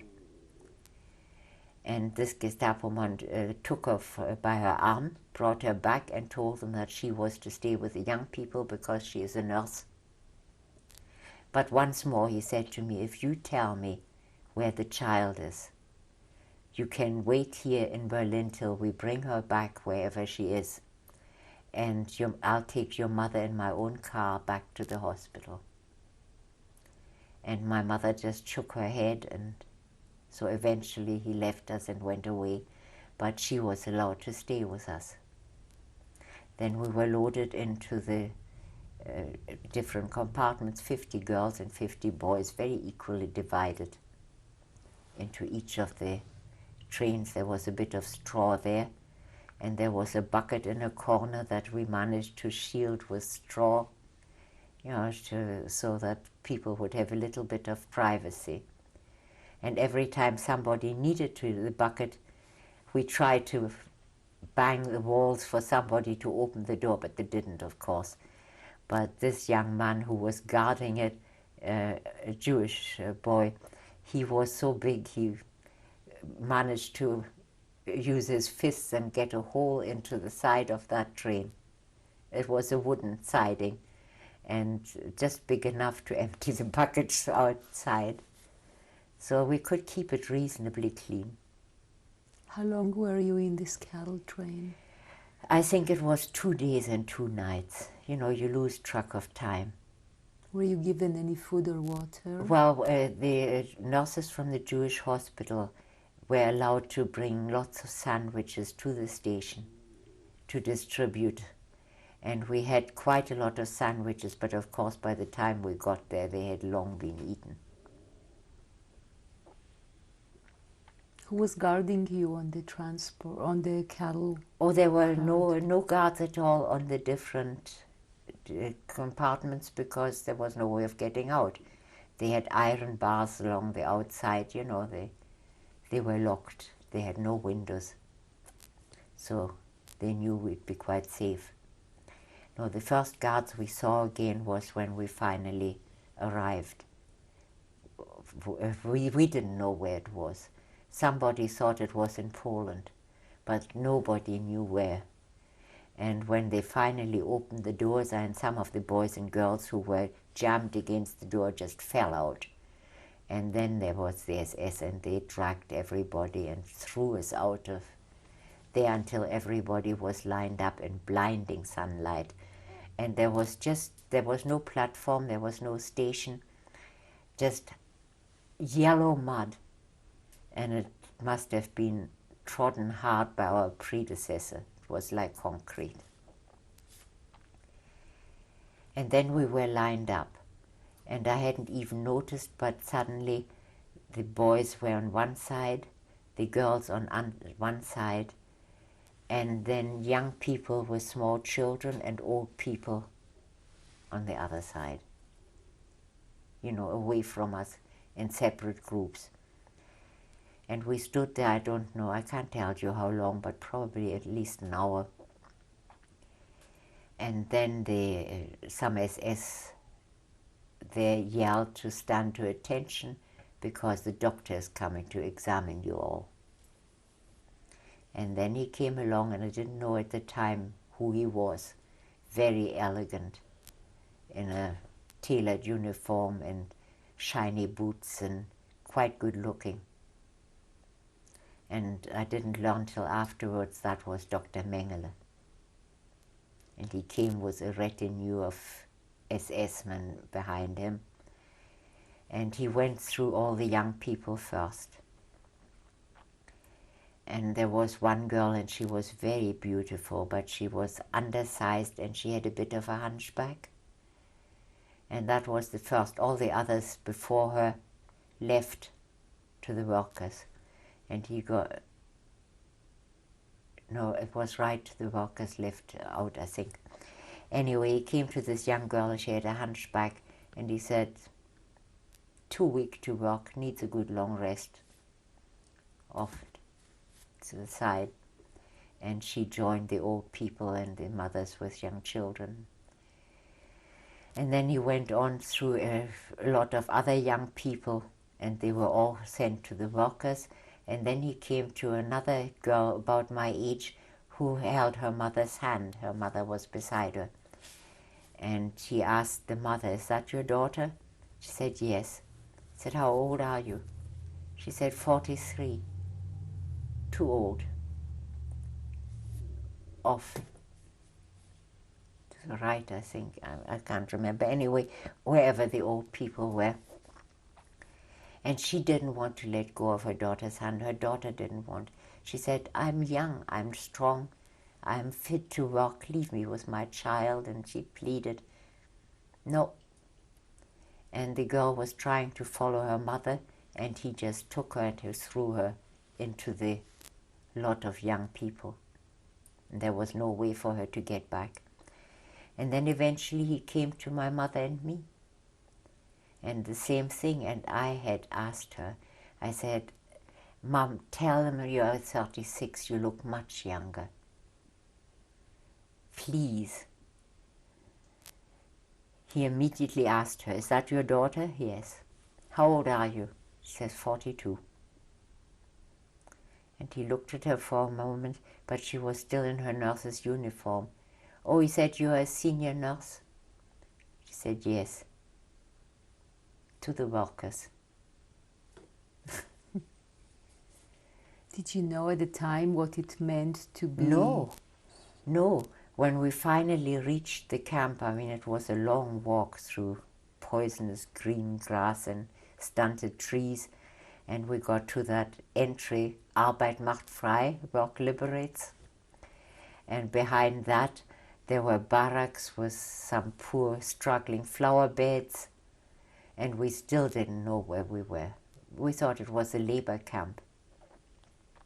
And then we were herded into huge barracks, and it was very dark in there, and at the end of it there was an open fire, and a guy putting a long needle into that fire, turning it all the time, and then he got the first girl, and that was the tattoo we got, big number. With every stitch he put it back in the fire, but it wasn't painful apparently, you know, because the girls maybe gasped a bit, but they didn't cry or anything. And we were pretty close to the end, and then they came to us, and my mother said, I don't want to stay this, and she pulled a bottle out with a syringe. She had brought some poison. She would have used it. She said, "Let's get out of this." And then an SS-man saw her, and he took the bottle, he took the syringe, and he trampled on it. And that was that. Did you have your number tattooed? Yeah. Where? It was here. This triangle was presumably for political prisoners. That's what we were classed as. And then there was this huge number. And I really have to look it up in my identity card to remember it. What happened And the to reason I number? got it off was by the time I went to Scotland, and it was hot and it was summer, and I could never wait at a bus stop or something, but people would ask, "What is that big number for? And why did you get a tattoo?" And if we were meant to, you know, stupid remarks like that, if we were meant to be tattooed, we would have been born with paintings on our skin or something like that. So you had it removed? Yeah, I just couldn't. I didn't want to answer all these questions, and I had it removed. But in order to also remove the triangle, the doctor would have had to do a skin graft, and that I didn't particularly want, so I kept that. So you were at the camp. Which camp was it? Birkenau Women's Camp. And what was the date? I think it must have been the 23rd of February, of April rather. We were deported on Hitler's birthday on the 20th of April. And the year was? 1943. What happens after the selection? After the selection we were, well, first of all, there wasn't a selection just yet. Well, the selection at the station, you mean? No, after the tattooing, we had our heads shaved in the same barracks, completely. And then the most dehumanizing thing, they told us they had 6 or 8 chairs lined up. And they told the girls in the front, the first one, to get up on those chairs, undress. And they had to climb up on those chairs to get their pubic hair shaved. And all the time the guards were standing by and laughing and pointing fingers and leering at them. So it was terrible. Who was doing the shaving? SS. Guards.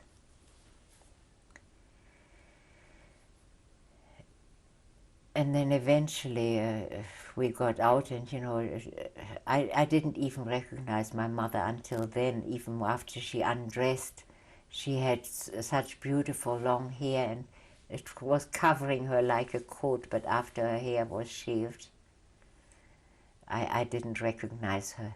I didn't recognize any of the girls that I had. They looked so different. No doubt they didn't recognize me. And then finally we got some rags to put on. They took all our own clothes away. Most of us had no shoes or sandals. A few got a pair of sandals. Panties that had no elastic on them. You had to hold them up. Rags that were much too big or much too small. Anyway, finally we were all marched out of those barracks, and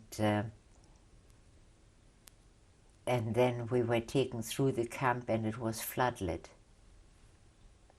Oh, before that we had to go to the sauna and have a shower, and that wasn't too bad, except that we got soap, terribly smelly soap, and it was burning our skins, you know, it was especially the shaved areas.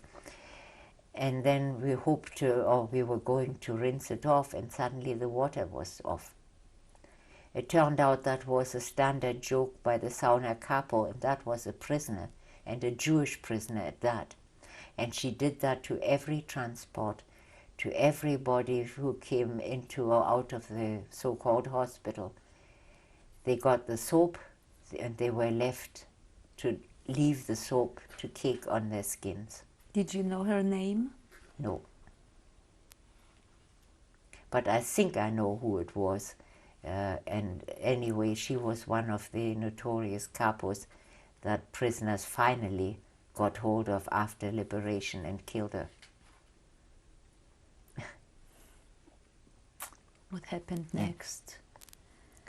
But there were one or two that my mother, when she was nursing in Israel, came across some of these capos.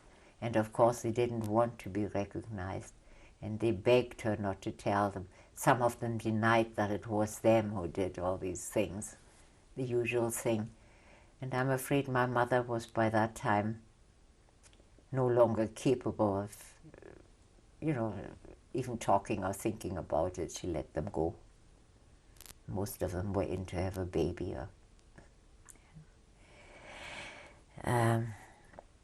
Then we were taken to the barracks. We were supposed to stay, and the guards round about us joked about the chimneys. The chimneys were smoking terribly, and it smelled, and they said, well, those are our most productive factories here. And they said, they may not clean up the air here, but at least they're cleaning up the fatherland. And of course we had no idea what they were talking about, and we thought they were factories. Then we got to the barracks, and there was also a Jewish capo, a Slovak girl, and she took us in, stick under her arm, drove us in very quickly, and there was, two-tiered, not bunks, like brick shelves. Some of them had a little straw in them, others had not. And as soon as she closed the doors, there was all hell let loose, and people screamed and cried and coughed, and there were people in every one of those shelves, sometimes 5, 6, 10 of them, and they looked like skeletons. They were just shaven heads, and they were trying to touch us, touch our clothes, and like arms like skeletons. It was really scary. It was like, well, if I ever had an image of hell, if there is such a place, that would be it. And finally she brought us to a few shelves that were nobody on it, and there were 10 of us in each shelf, and there was barely room for 2 or 3, really. So there we were like sardines for the rest of the night.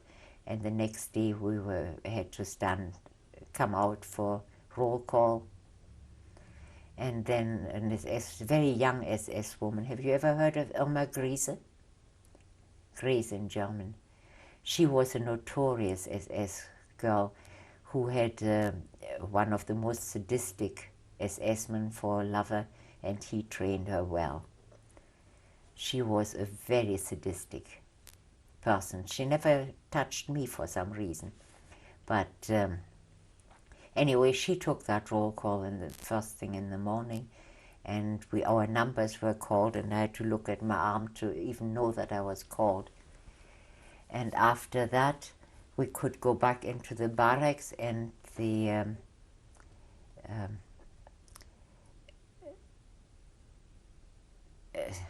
I'm trying to think what the capo's name was, but I can't remember. I remember her name, Sister Etta, who was the capo of the SS Laundry. But anyway, she had to sign out all the people that had been there before for work or whatever. So she told us to wait. And of course we were desperate to find washrooms or even just have a wash somewhere. She said we were not to go out or we'd be shot until she comes back, and then she'd take us. Well, eventually she did come back. She took us to washrooms. The washrooms consisted of planks of wood across bottomless pits, huge pits. And then she took us to a washroom, and there were hundreds of taps. But when she left us and told us that we have to be back in 10 minutes or else, we tried the taps and there wasn't a single one working except one.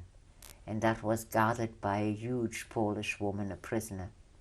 And she demanded food for the use of that one tap. And of course we had nothing to give her. So when the girls wanted my mother to have her first chance, she just pushed her back into my arms, and I got so mad and I lost my temper and I hit her.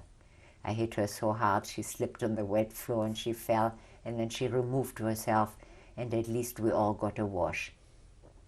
No towels, no soap, nothing, but anyway we got back finally. And then since we weren't working yet that day, I took myself to look round the camp. I left my mother with the other girls, and I found a woman sitting against the wall of another hut. And she looked like a very, very old woman, and she looked like she was blind and also like a skeleton.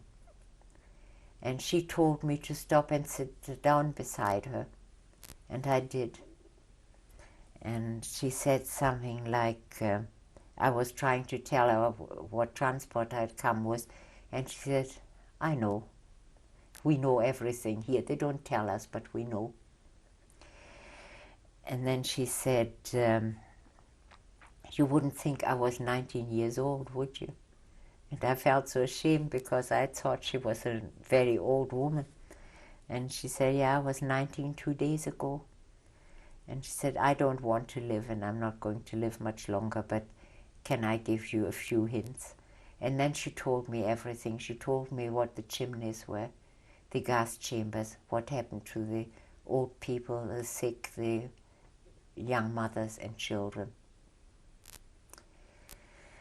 And she tried to tell me how to keep away from, being shot by guards or and she said one of their favorite sport is to get people killed by their dogs.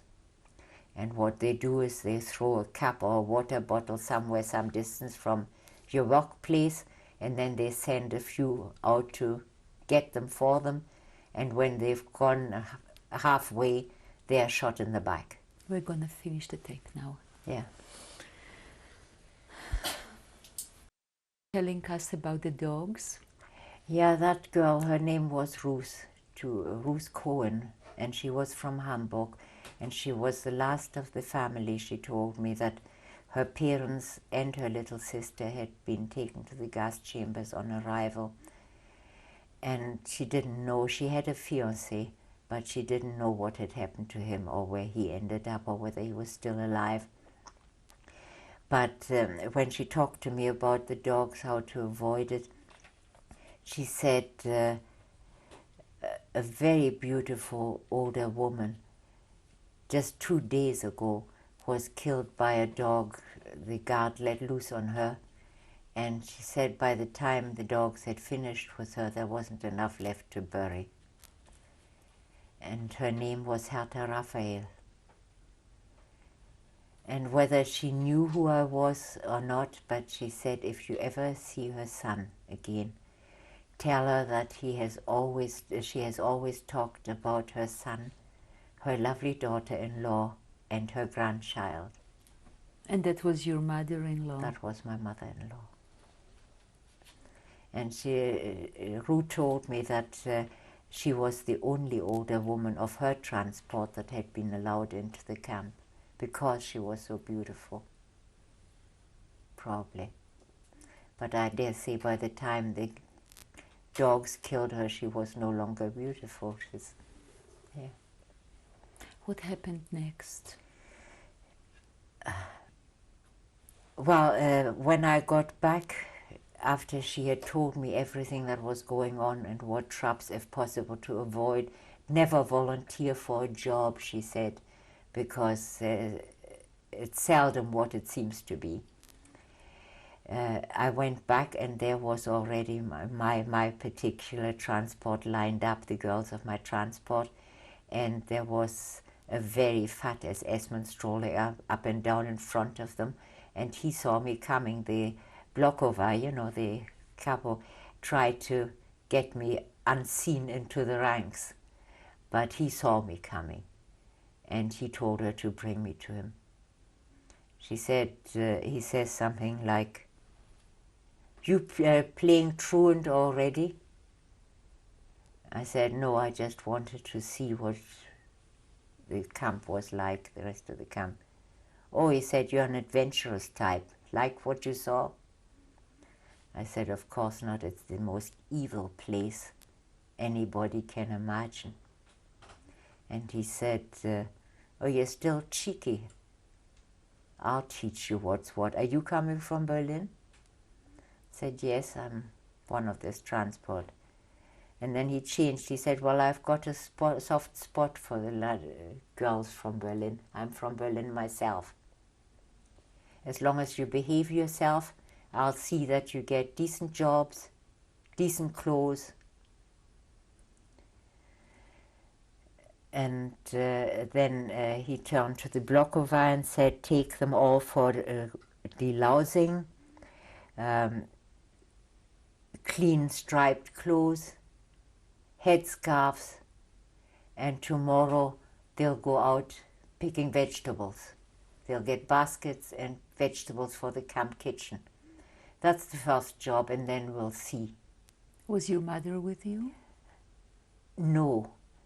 No, my mother was already feeling very, very sick. And that night she couldn't eat, she couldn't keep tea down. And the next day, oh yeah, this labor, so-called labor leader, the SS-man, had told the Blokova to be decent to us and behave well, otherwise he'd see to it that she went to dig trenches. Of course, she didn't come from Berlin, so he didn't particularly like her. And she did behave, and so we bullied her into keeping my mother in the barracks and say that she was needed for housework. And that's what she did, so she wasn't with us anymore. And we went out and we picked nettles all day, and they burnt your skin, but you got used to nettle stings too. But I think, I can't remember which day, maybe 2 days later, another commando passed us. Oh yeah, our guards were very decent too. Well, they had been told to be good to us. And they let us, when we'd finished filling the baskets, they allowed us to lie down in the grass and just do nothing. And one of the really rotten capos came past with her skeletons. And she yelled over to me, "Oh yeah, he had appointed me capo because I was cheeky." He said, "Well, you managed to keep them under control. You better." And he got somebody to put that capo armband on me, but I wasn't the capo in that sense, and they were all my friends. And so when this capo came past with her skeletons, she yelled over to get up and work or she'll report us. And I yelled back and said, at least we're not all murderers. And we can account for our girls who will be alive when at the end, and you'll have to answer for the ones that aren't. And the guard said to me, you know, he said, couldn't you keep your trap shut? Don't you know when you're well off? That capo will report you, and I'll be surprised if you're still alive a week from today. And she did. When we came back, they tore the armband off me, and I got into, I know the German word for it, Strafkommando, the penal commando, an indefinite period. And we had to carry rocks, and from one place to another. There was no sense to it at all. I don't think they were used for anything. And the people, if not enough died at their own accord, then the guards did what Ruth had told me, you know, sent them off to retrieve some cups or water bottles and killed them. And I learned then that they were not supposed to bring more than 10% or so, or half at the most, of our commando. So if they didn't die, they were killed. And they never touched me because I was still, well, I'd only just arrived and was still looking very healthy. And then I think it was about a week or fortnight later that the labor leader came and asked me at the gate if I had learned my lesson. And then he let me go back, and we were supposed to start work in the commando that was called the Canada Commando. What was your job there? Sorting the clothes and shoes and things from new transports. Was that considered a good job? That was considered a very good job. Now, I can't tell you, there was a completely separate commando that sorted out the clothes and things of people who were killed in the gas chambers. I think that was the commandos who also had to kill them, or, you know, because I know now that they had to strip their bodies, they had to take out all their gold teeth and anything else they found on them. So at least we didn't get that. We didn't get any children's clothes or anything, just men's and women's who had been admitted to the camp. And we had to bundle them in bunches, skirts separate, blouses, tops, men's clothes, shoes, men's shoes, women's shoes, you know, all the rest of it, slacks. And the SS woman who was in charge of us said that if we find any cigarettes or any valuables in the clothes or sewn in, we were to give them to her. And the capo of that commando, who actually was also a sister of our Blokova, said very quietly, "You do nothing of the sort. If you know what's good for you, you give them to me." So it was more or less split up. And that SS woman actually was really nice, or seemed to be very nice. And at that time I thought that she was paid well by the men. Oh, that commando was in the men's camp in Birkenau. And I thought she was nice to them because, or to us, because the men gave her plenty of presents, you know, and really nice things, lots of cigarettes, perfumes and chocolates and whatever. And don't ask me where they got that from either. I don't know. Was there a black market in the camp? Oh, there was a black market. But I mean, I have been in that black market. I never saw any perfumes or chocolates. So they must have been to the camp, the oldest, you know, the elder in the camp or something, before it ever got into a black market. So his underlings might have found them on transport and given them to him. Mm-hmm. I don't know where to go from here. Tell me about your living conditions and your food condition and sanitary condition. Well, until we started in this commando, actually, the conditions were very poor. The Blokova and her aides got most of our rations, you know, and we just got parts of it. Sanitation, of course, was terrible, because very often when we got back from work, especially when I was in the penal commando, there was no time. The washroom was closed completely, and so I used some of the tea. That was one thing that was plenty to wash in, and shared the other one with my mother while she was still there. I don't know if I have it all in chronological order, but one day when we came back from the vegetable commando, she was gone. My mother wasn't there, and her blanket was folded. And I went immediately to the Blokova and asked her, where's my mother? And she said, well, she'll survive you now. So it must have been either while or before I was in that, or just after I was in that penal commando. Because she said she got a good job in the staff quarters now, in the sewing room. And there the prisoners are very well off because they get food from the SS kitchen, they get decent clothes, they don't have to shave their hair anymore.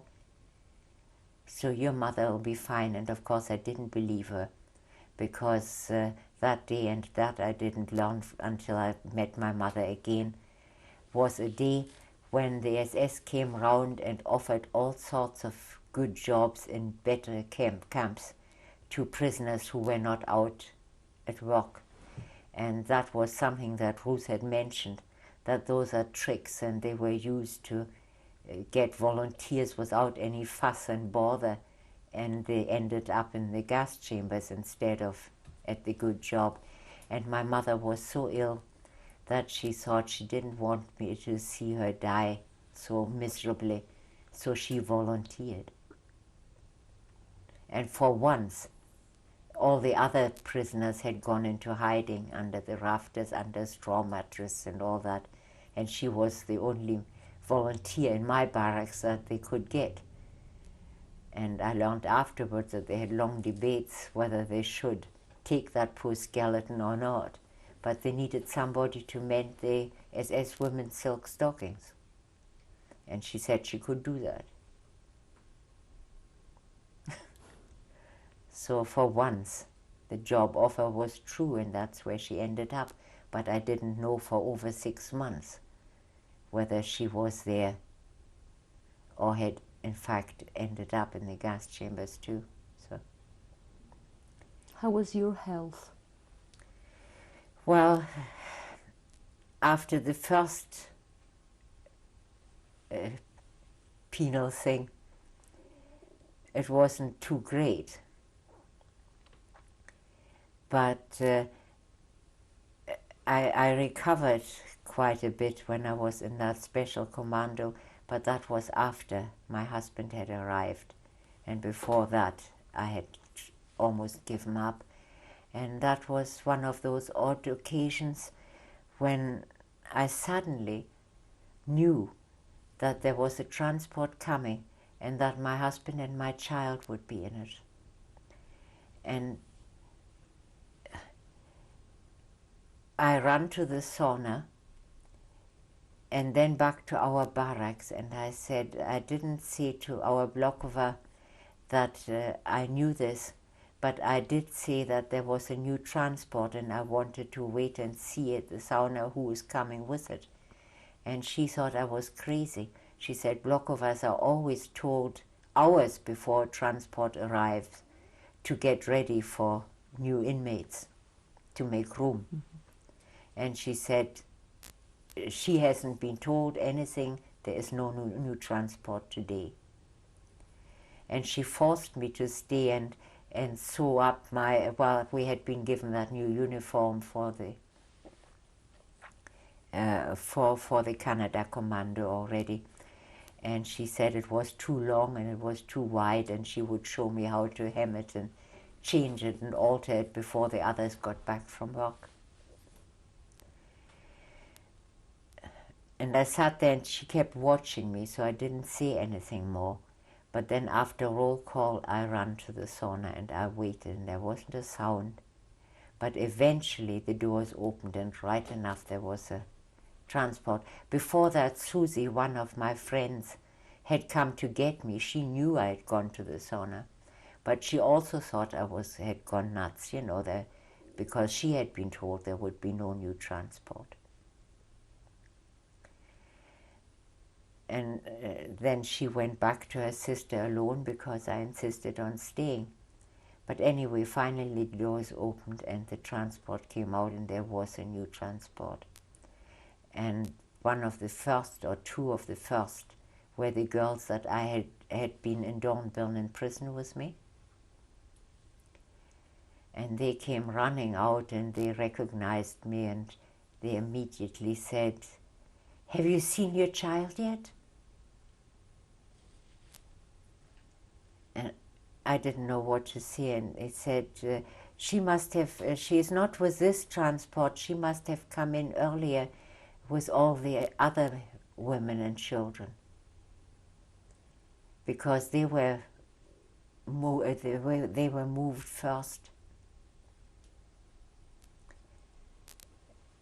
And I just didn't think it was possible, and I said, was she with her father? Said, no, Freddie gave her to Frau Unger. And Frau Unger was a teacher of mine at the domestic science school. And she said, Frau Unger took your child and her husband's from her first marriage. She was the stepmother of that child. And she persuaded Freddie to let her have the children and her husband, because she felt that we women would be more capable of looking after the children than the men, no matter what the conditions.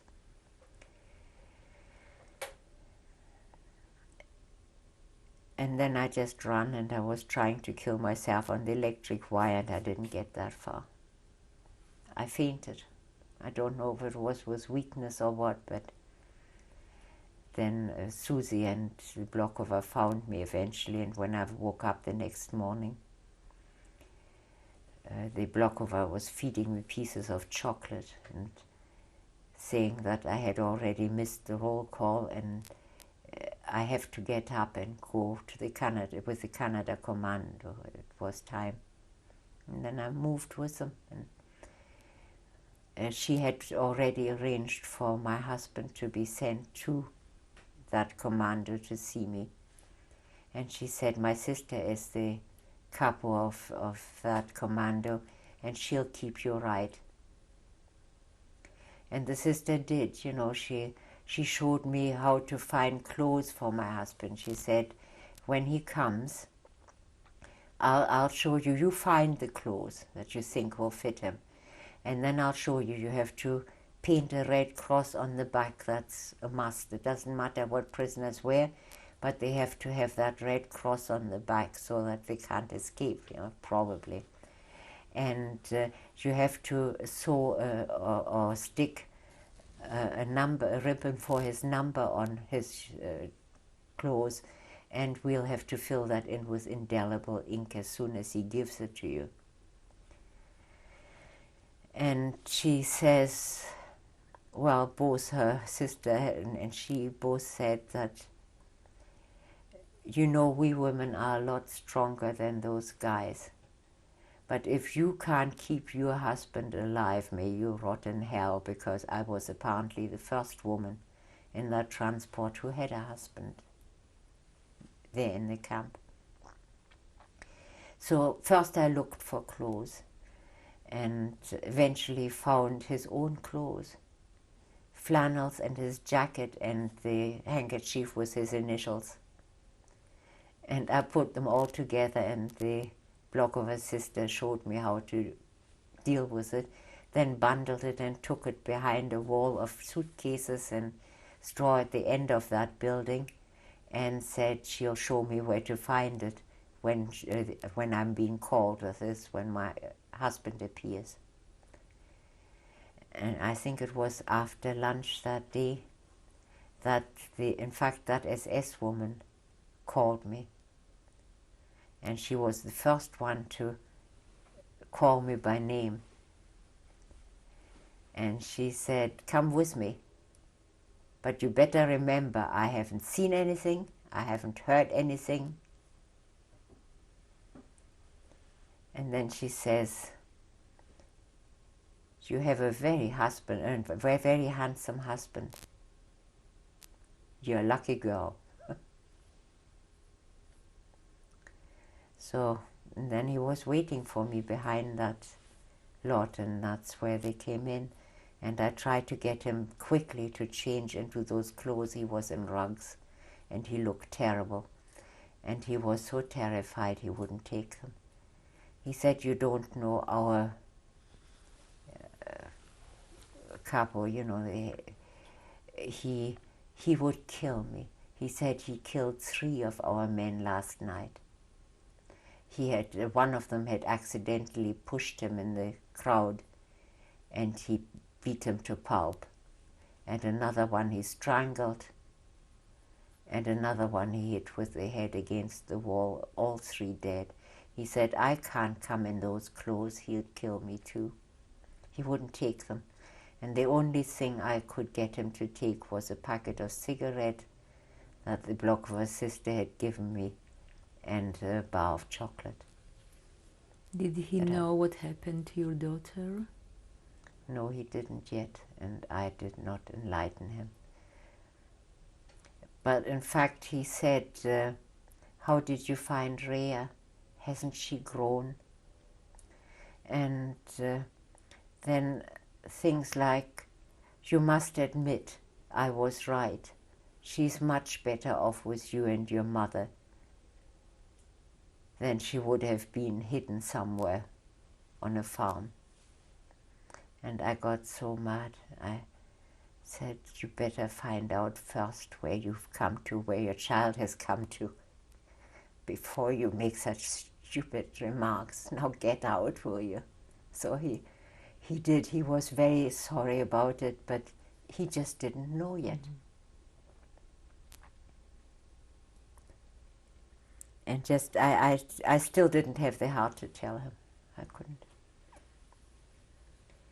Anyway, after that, I saw him from time to time, and he always would accept cigarettes and chocolates, but still, oh yeah, he would take some clean underwear, but nothing on top. And I didn't learn till much later that if I had just sent some better clothes to his house capo, better than I had for him, then he could have bought him, yes, but I didn't know it.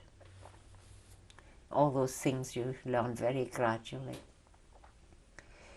And then after I'd been working there for a while, the Blokover asked me if I would be interested to volunteer for a new commando, the Shoe Commando. And if I did that, they are loading shoes that we had sorted out, you know, into trains at the side of the staff quarters in Auschwitz.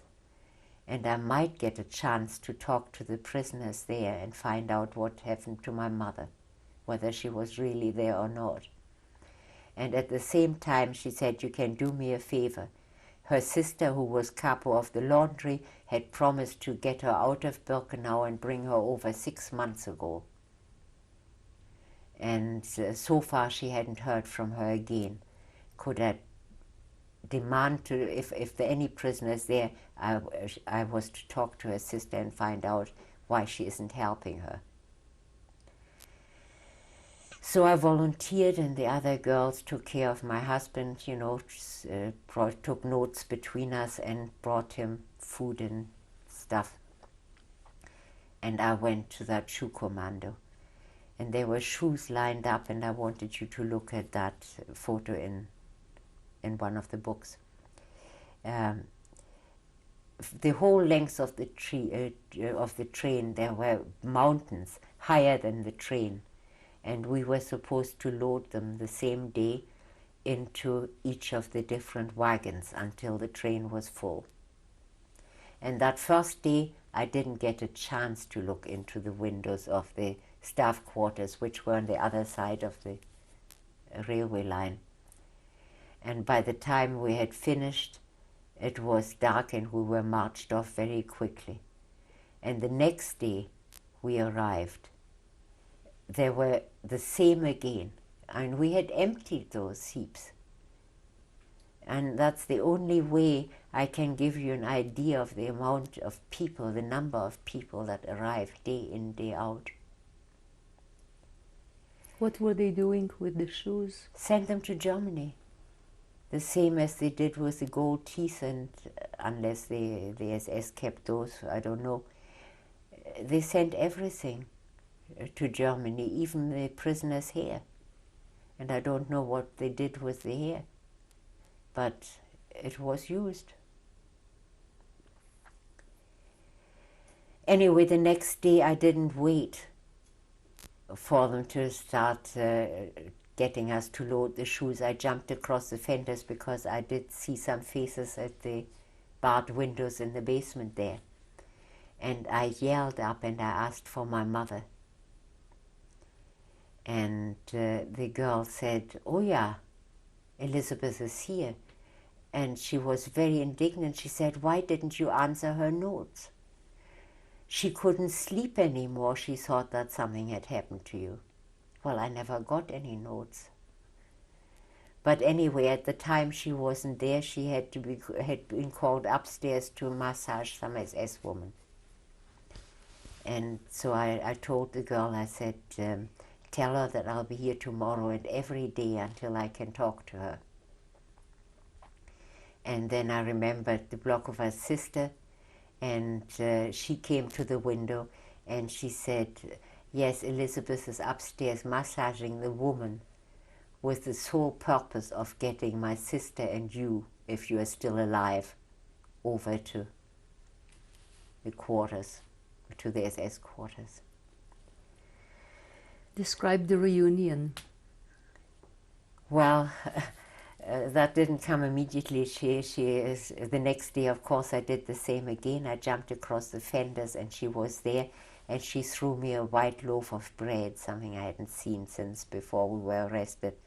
And this time an SS-man set a dog on me because I was supposed to be loading shoes. And I remembered what Ruth had told me. I did not move. She said, "Never move, even if he's got his teeth in you." I still have the scar of his teeth in my leg. But I didn't move and he let go. And the SS-man tried to hit him and get hold of him. He wouldn't move. They were trained to kill if somebody moved or run. We're about to change the tape. Yeah. The result of that guard catching me was that he reported me at the gate, and I was again condemned to hard labor. And this time it was digging trenches. And it was stagnant, filthy, smelly water. And the women died like flies. And I was so thirsty. I wasn't hungry anymore, but I was so thirsty. And then one day a few gypsy women came and they carried a bowl of water on their heads. And I begged one of them and she gave it to me. And I drank that water. And until the guard said, "You know what you've drunk, girl? That's from the swamps, and the swamps make very good graves." Anyway, I developed typhoid fever. And I didn't know, but I had a very high fever, and there was, anyway, I was taken to the so-called hospital, and they put me into a ward with a mixed ward, which had clean sheets and good blankets and white bread and jam on a table until the doctors came around. And then they identified by the red spots on my stomach that I had typhoid fever, and I was drugged into another ward. And there I was more or less left to die with everybody else. I was put on a bunk bed with another Greek girl who died in her sleep. With her arms round me, we were trying to keep each other warm.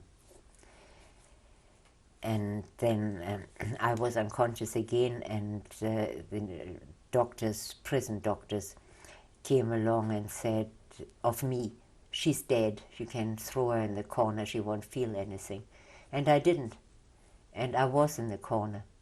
And it was one of those sensations you sometimes hear about, that I looked down on me from the top of that bunk, and I saw a rat running over my leg, and somehow that put me back in my body. And somehow I managed to get up onto an empty top, and then Dr. Mengele came. And the nurse who was there hit me because she didn't believe me that I had got up there on my own. She said, "You were dead, or all but dead. Who put you there?" And she hit me and hit me until Dr. Mengele kicked the stool she was standing on from under her. And then he looked up at me and he said, "Aren't you the nurse from Berlin? I thought I sent her on a malaria transport somewhere." I said, "No, that was my mother." That's another story, but it's getting too late. I said, "No, that was my mother." And he said, "Well, you have guts." And that was because sick prisoners weren't allowed to talk to the doctor unless he addressed them first. He said, "You have guts and I like your eyes. Come back to me when you have recovered, but if you are brought back sick, I'll kill you myself." I was allowed to go back to the workers. I couldn't stand, I couldn't walk, I was so terribly weak. They carried me to walk back to that commando. How do you explain the fact that you were spared? Hmm? How do you explain the fact that you were spared? I still think that he liked my mother. She was very good looking, in a sort of very sweet sort of way. And she looked very young.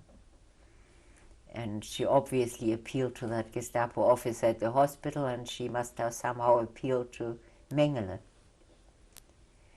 But anyway, he let me go. And then we had the first selection for the gas chambers. And we had to jump across a ditch and land on the sandy side of the ditch. Well, Like a fitness test? yeah, I suppose. And it wasn't even a very wide ditch. And most of the other girls made it. In fact, all of them, I think, that were in my block. I fell in. So the next thing I knew, I was pulled out and I was put together with other poor skeletons to be sent to the gas chambers, well, to Block 24, where you had to wait until they had enough for the gas chambers. Again, I was saved at the last minute, and it was that woman, that SS, the head woman in the SS staff quarters, and she had promised my mother to get me. And she came there with Dr. Mengele. And she called my name and my number. And I didn't answer because I felt, they couldn't do much more to me. And then she finally stopped at every woman that was there. And then she looked at me, same mouth, same eyes. "You are Elizabeth's daughter, aren't you?" I said, "Yes." Said, "Well, why don't you answer?" And then she said, "I'm going to take this girl to the staff quarters right now, get her into the sauna for delousing, and I'll wait." And then Dr. Mengele started yelling at her, "What do you think you're doing? You're turning Auschwitz into a camp for physical and mental misfits, into a holiday camp?" She says, "I saved the mother against all my own rules and regulations." I let her go from the hospital when she had one of the worst cases of typhoid I've ever seen. And now you think you want to take her to your staff quarters? And she just turned them in. She said, well, if you have any complaints, go and complain to the management. I have written permission to take any woman I need. And I need her. So that's it. And then, of course, I was taken there. I met my mother again. I met all the other girls. And, of course, life there in comparison with Birkenau was heavenly.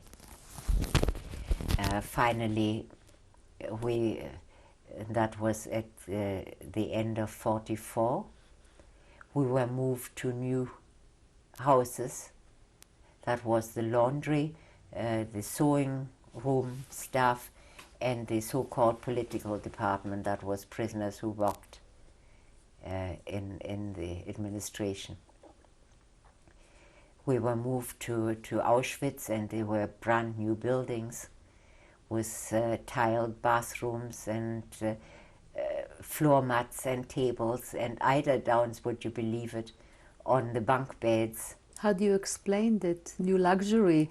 Well, that was explained. It was to be the camp that was to be thrown open to the Red Cross to show how well prisoners had lived in the labor camps. And did you have Red Cross visitors? No, but while we were in Auschwitz, we got our first Red Cross parcels. And until then, all the car parcels sent to the SS had been, to the prisoners had been ended up with the SS. But no, we never saw the Red Cross, but obviously the Germans knew by then that the war was lost and that sooner or later the Russians or others would come and see what they had done. But they were determined. They were going to destroy the gas chambers. They were destroying every trace of the camp, or that was the intention. Were you able to hear any news from the outside about what was happening? Yes, there were male prisoners, particularly one of them from the men's camp, who worked in the same place where our new laundry was situated. And he was part of a resistance and partisan group, and they had transmitters in the camp somewhere, and they got news from the outside world, and so they told us every day what was happening in Russia.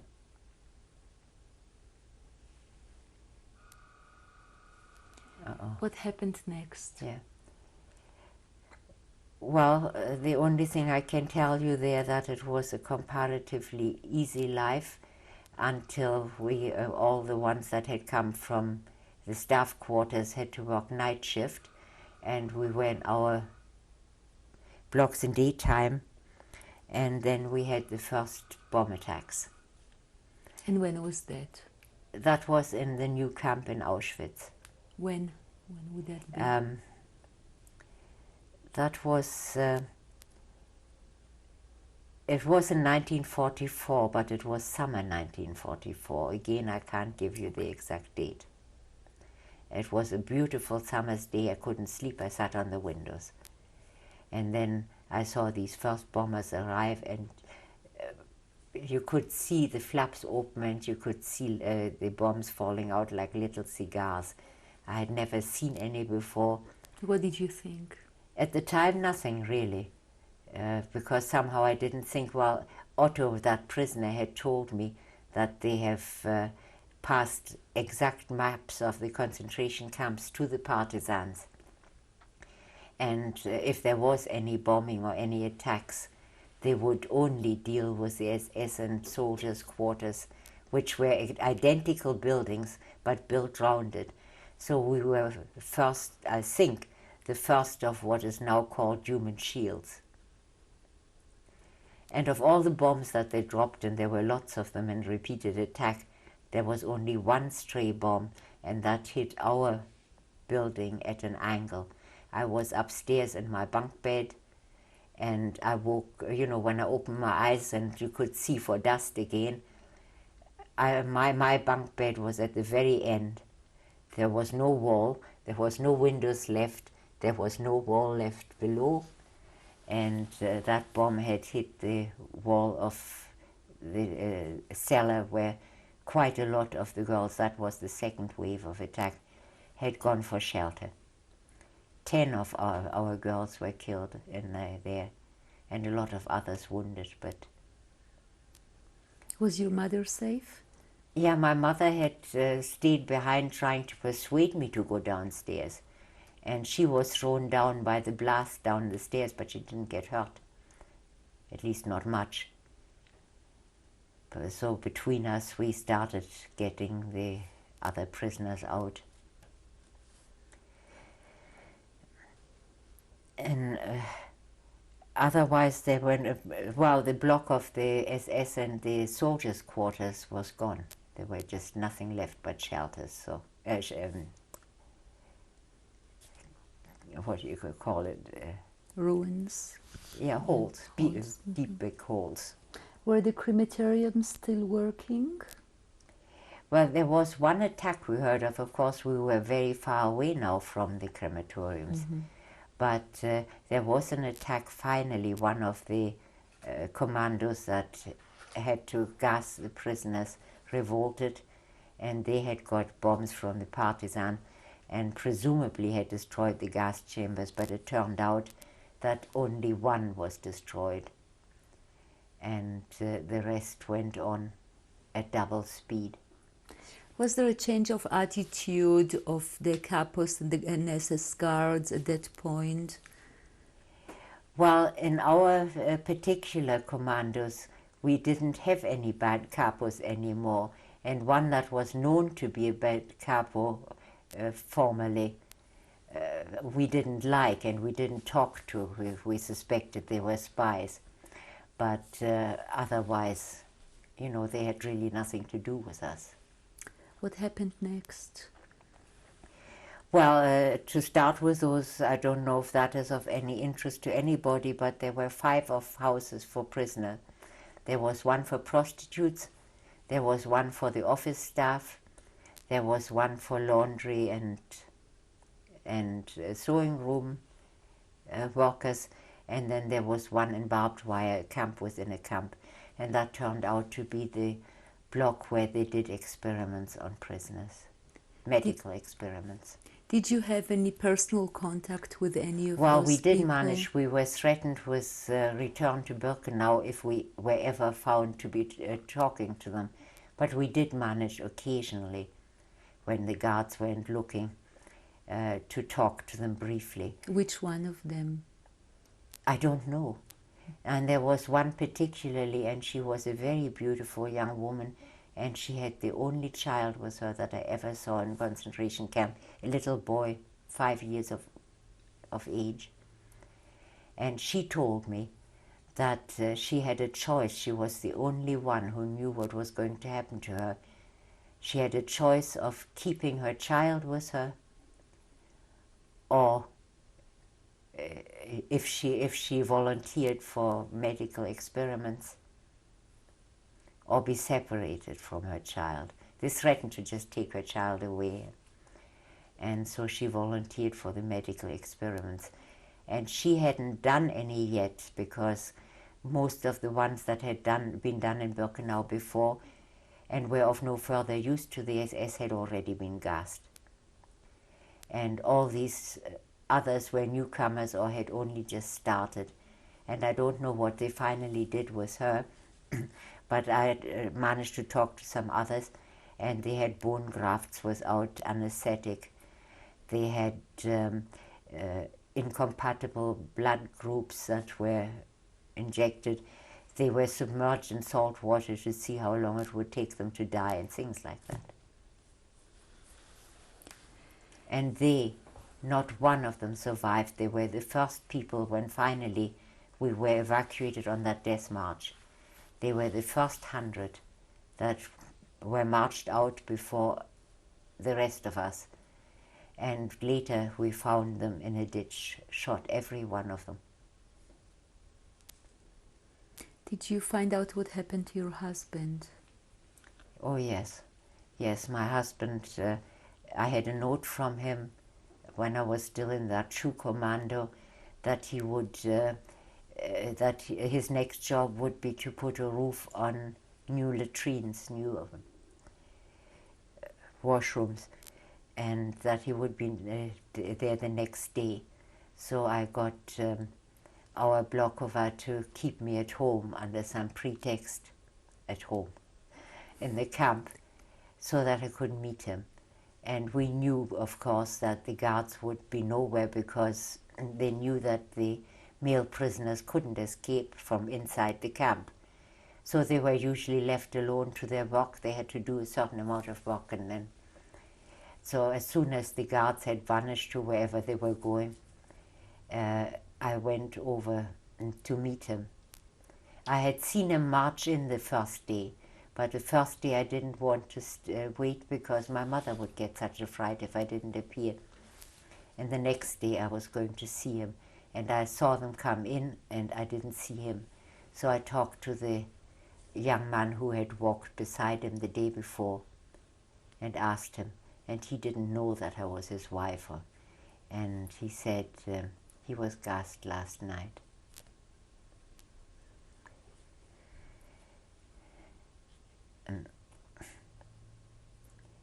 And he had a sore throat. There was an election, and when they asked him his number, he croaked. He couldn't speak, and that was enough. There was nothing else wrong with him. Just How old was he? 23, I think. Wait a minute, 43. Yeah, he was born 1919, December 1919. So not even 23 yet.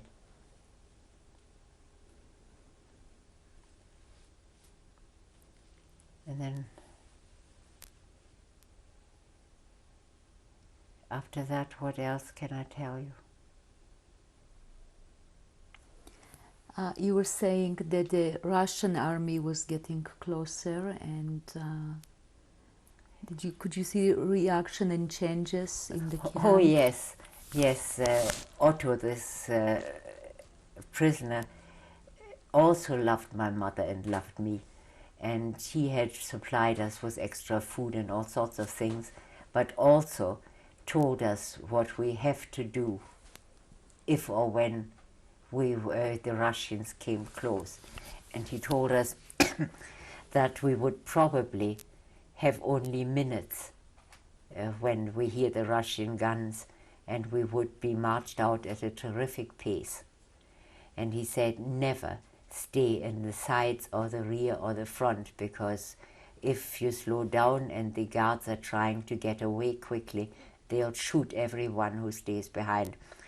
Don't let your mother onto a cart. He has had many a death march before. He'd been in concentration camps since 1934. And he said there's always a cart behind it, and they offer to take people who can't walk anymore. And they are killed somewhere along the road. So even if you have to carry your mother, carry her. And he said he would escape with us if we were prepared to go with him, but he wouldn't go unless it was 99% safe. And that occasion never came until the Russians also came so close. And then he was not a Jew, together with all the other Christian or so-called Aryan prisoners, was evacuated back to Germany. And they were told they could volunteer for the army or the SS if they wanted to be free. And he preferred to stay a prisoner until the end of the war. But how else did he prepare you beside? Well, he told me, he gave us quite a bit of clothes. He gave me fur-lined boots for my mum and skiing boots for myself, and one civilian outfit to put under our prison uniform, because he said, of course, as soon as you have an opportunity to escape, but not in Poland, because the Poles will give you away. They have done that with anybody who tried, and they seem to recognize Jews. And if they hated the Germans, they hate the Jews more. So He said, wait until you get across the German border, and then whenever you have an opportunity, get away, because they'll probably send you to Belsen concentration camp, and your mother wouldn't even get in. So the day arrived when you went on the death march? They did. What date was it? Well, I know that we finally walked to a place where the station had been closed the day before, which was the 25th of January 1945. And what happened? And we had been walking already about 2 days. Again, I lost count of time because we had to walk as much as possible westwards, day and night. So what happened Um, when you started the march? Well, some people got tired. I had tried to get as many civilian clothes from the drying room as possible for all of us.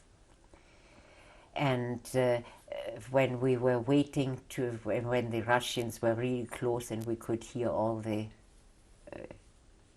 guns and bombs and all that, we were lined up, and the SS woman, while we waited and the first transport walked out, started searching all the prisoners, and she hit them and beat them, and they had to take off all the lovely clothes I had managed to get for them. And then a messenger arrived with a note, and she turned round and she said, my dear girls, we're now all in the same boat. We cannot be, it's too late to be evacuated. The Russians are here. Now I'll get food and clothes for you from the Russians if you tell them that I have never been cruel to you. And she begged and she pleaded. And of course all the girls put back all the civilian clothes they had on. And then we were inside. And then she got another note to say that we were being evacuated. And so she took a broomstick, having already broken her whip before that, and started hitting out at everybody, driving us out. Get going, you filthy pigs. And she hit my mother, and my mother rolled down the stairs again. And again didn't get hurt, so very much. And then we run and run until we met with long columns from other camps, and were held up a bit and then marched round them because we were smaller and very fit, comparatively fit lot. Who was guarding the march? SS-men. Were there many of them? Well, they were there with their dogs, enough to make it impossible to get out of the columns. Were there any civilian people along the way? Not yet, no. No, they had all gone long before that. But, well, we marched through forests, there was deep snow, and finally the guards, terrified of partisans, drove us into a barn. We spent the night there, went on, spent another night in an open field, and finally were put on a train from somewhere where trains were still moving across the border, and that was, I think, probably the worst ordeal of that transport. 100 women in one small coal wagon, of which 2 SS-men and their dogs took at least half the space. They were stretched out in their blankets, and we were frozen and hungry and thirsty, and people were fighting. And then I made up my mind that the train was moving very slowly, and my mother had told me that she thought we were very near Katowice, and she wished that she could take me back to her home one more time. So I said, okay, Mom, we'll go to your old home and we'll get out here. And she said, I thought I had gone absolutely stark raving mad. But I told Susie and the others, I said, come on, I'm getting out, and I'll take my mother. And Susie helped. She said she knew I was serious, and she helped me get on her back, jump over the side, and then of course my mother followed. She wouldn't have let me go alone, and she helped her over the side. We jumped into the snow and ran into the nearest forest. And it was only then that the train finally stopped. It was moving very slowly. Were they looking for you? I thought they were, because there was a lot of yelling, shooting, and dogs barking, and I was sure they'd find us. But I just got my mum into a deep, snowy hole and buried our prison clothes and hoped that in that deep snow the dogs wouldn't get our scent. And obviously they weren't looking for us, because maybe other prisoners tried to escape there. And maybe they got them, but I've never heard what happened there. Where did you go from there? Well, we just walked westwards, you know, more or less following our noses. And And you were in Germany? Yeah. Yeah. Yeah, that was another thing that persuaded me, because at the border the guards got new food and sausages and alcohol and all that. And they were so drunk, they were snoring. And some of the prisoners begged for a piece of bread at the border. And they were just completely ignored, or just a drink of water.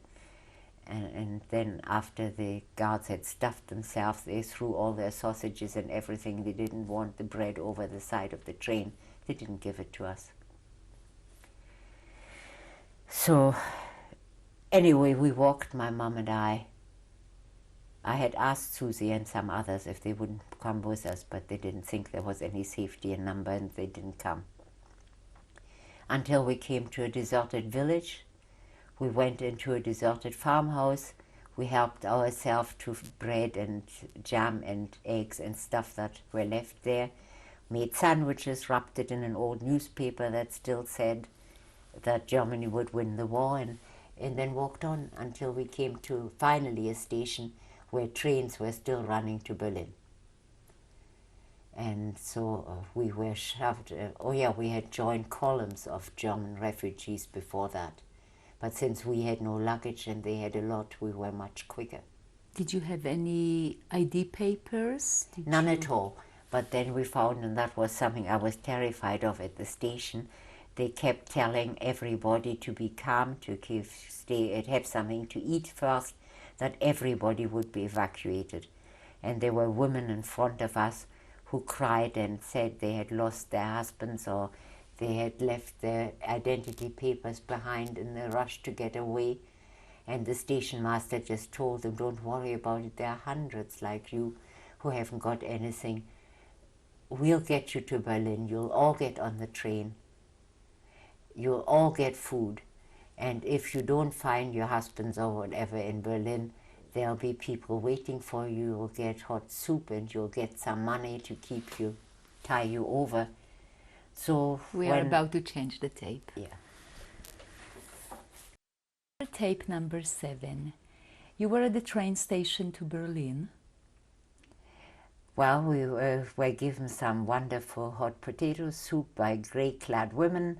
We were put on the train, and when we got in almost the first batch, there was plenty of room. We took a window seat next to my mum. Then the train filled up with refugees, children in the luggage racks, and people in the corridors and everywhere. And that is when my mother told me behind a closed washroom door that if we were ever asked, or when we got false identity papers, to use the name Doverk. Why? Because it's a very common name in Silesia. We would say that we came from Katowice because she knows Katowice well, and she heard from the other refugees the night before on the train that what was bombed there. So if she was asked, she could tell them exactly. On the train, we went to this washroom, we came back, somebody had stolen our sandwiches. We were hungry, but you get used to losses like that. And finally, after a lot had been bombed, we were shunted back and forward. We arrived in Berlin in the dark. You couldn't recognize what station it was. You just saw the skeleton of what had once been a glass wall. We're again met by women who handed out soup.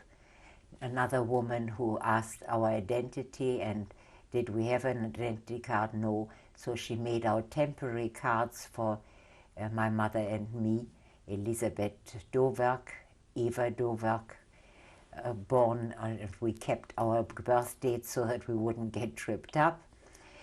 And then she asked us if we had any money. We had none, so we were each given 20 marks, German marks, and told to report to labor exchange, you know, where we would be given some work to earn some money the next day.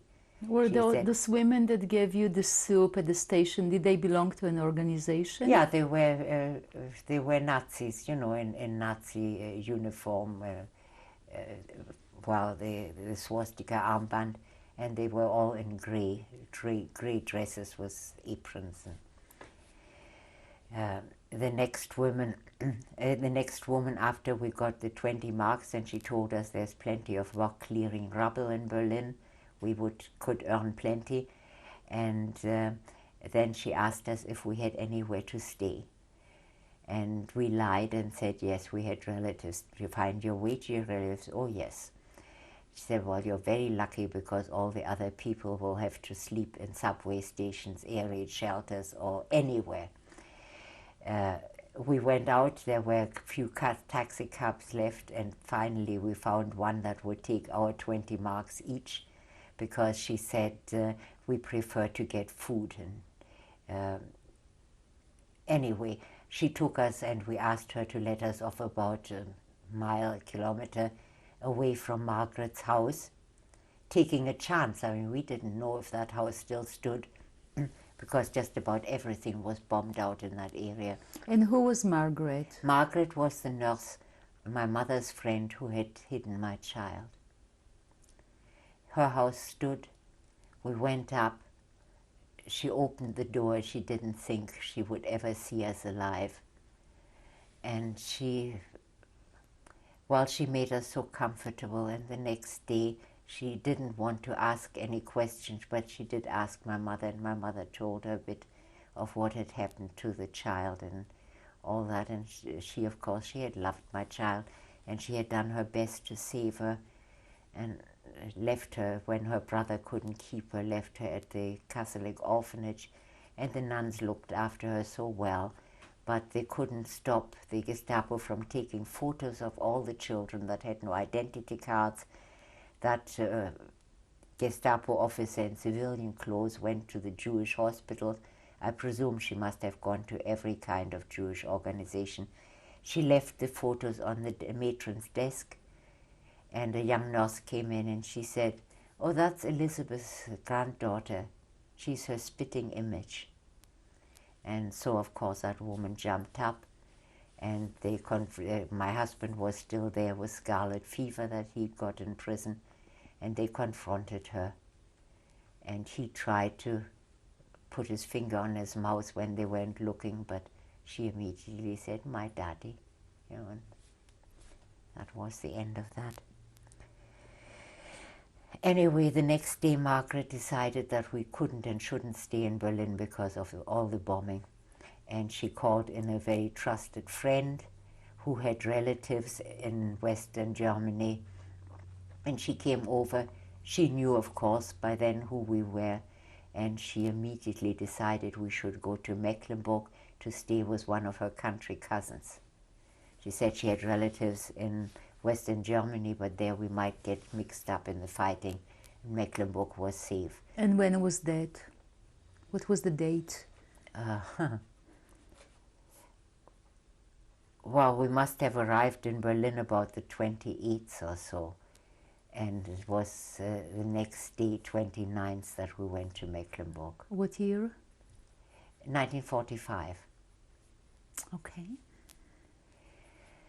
And that woman took us in very grudgingly. She thought we were German refugees from East Germany or Poland, and she considered everybody foreigners regardless of who they were, and she wasn't very nice to us, but we had money back from Margaret. We could pay the rent, and then I stayed there until a very nice old neighbor whose sons had both fallen in Russia,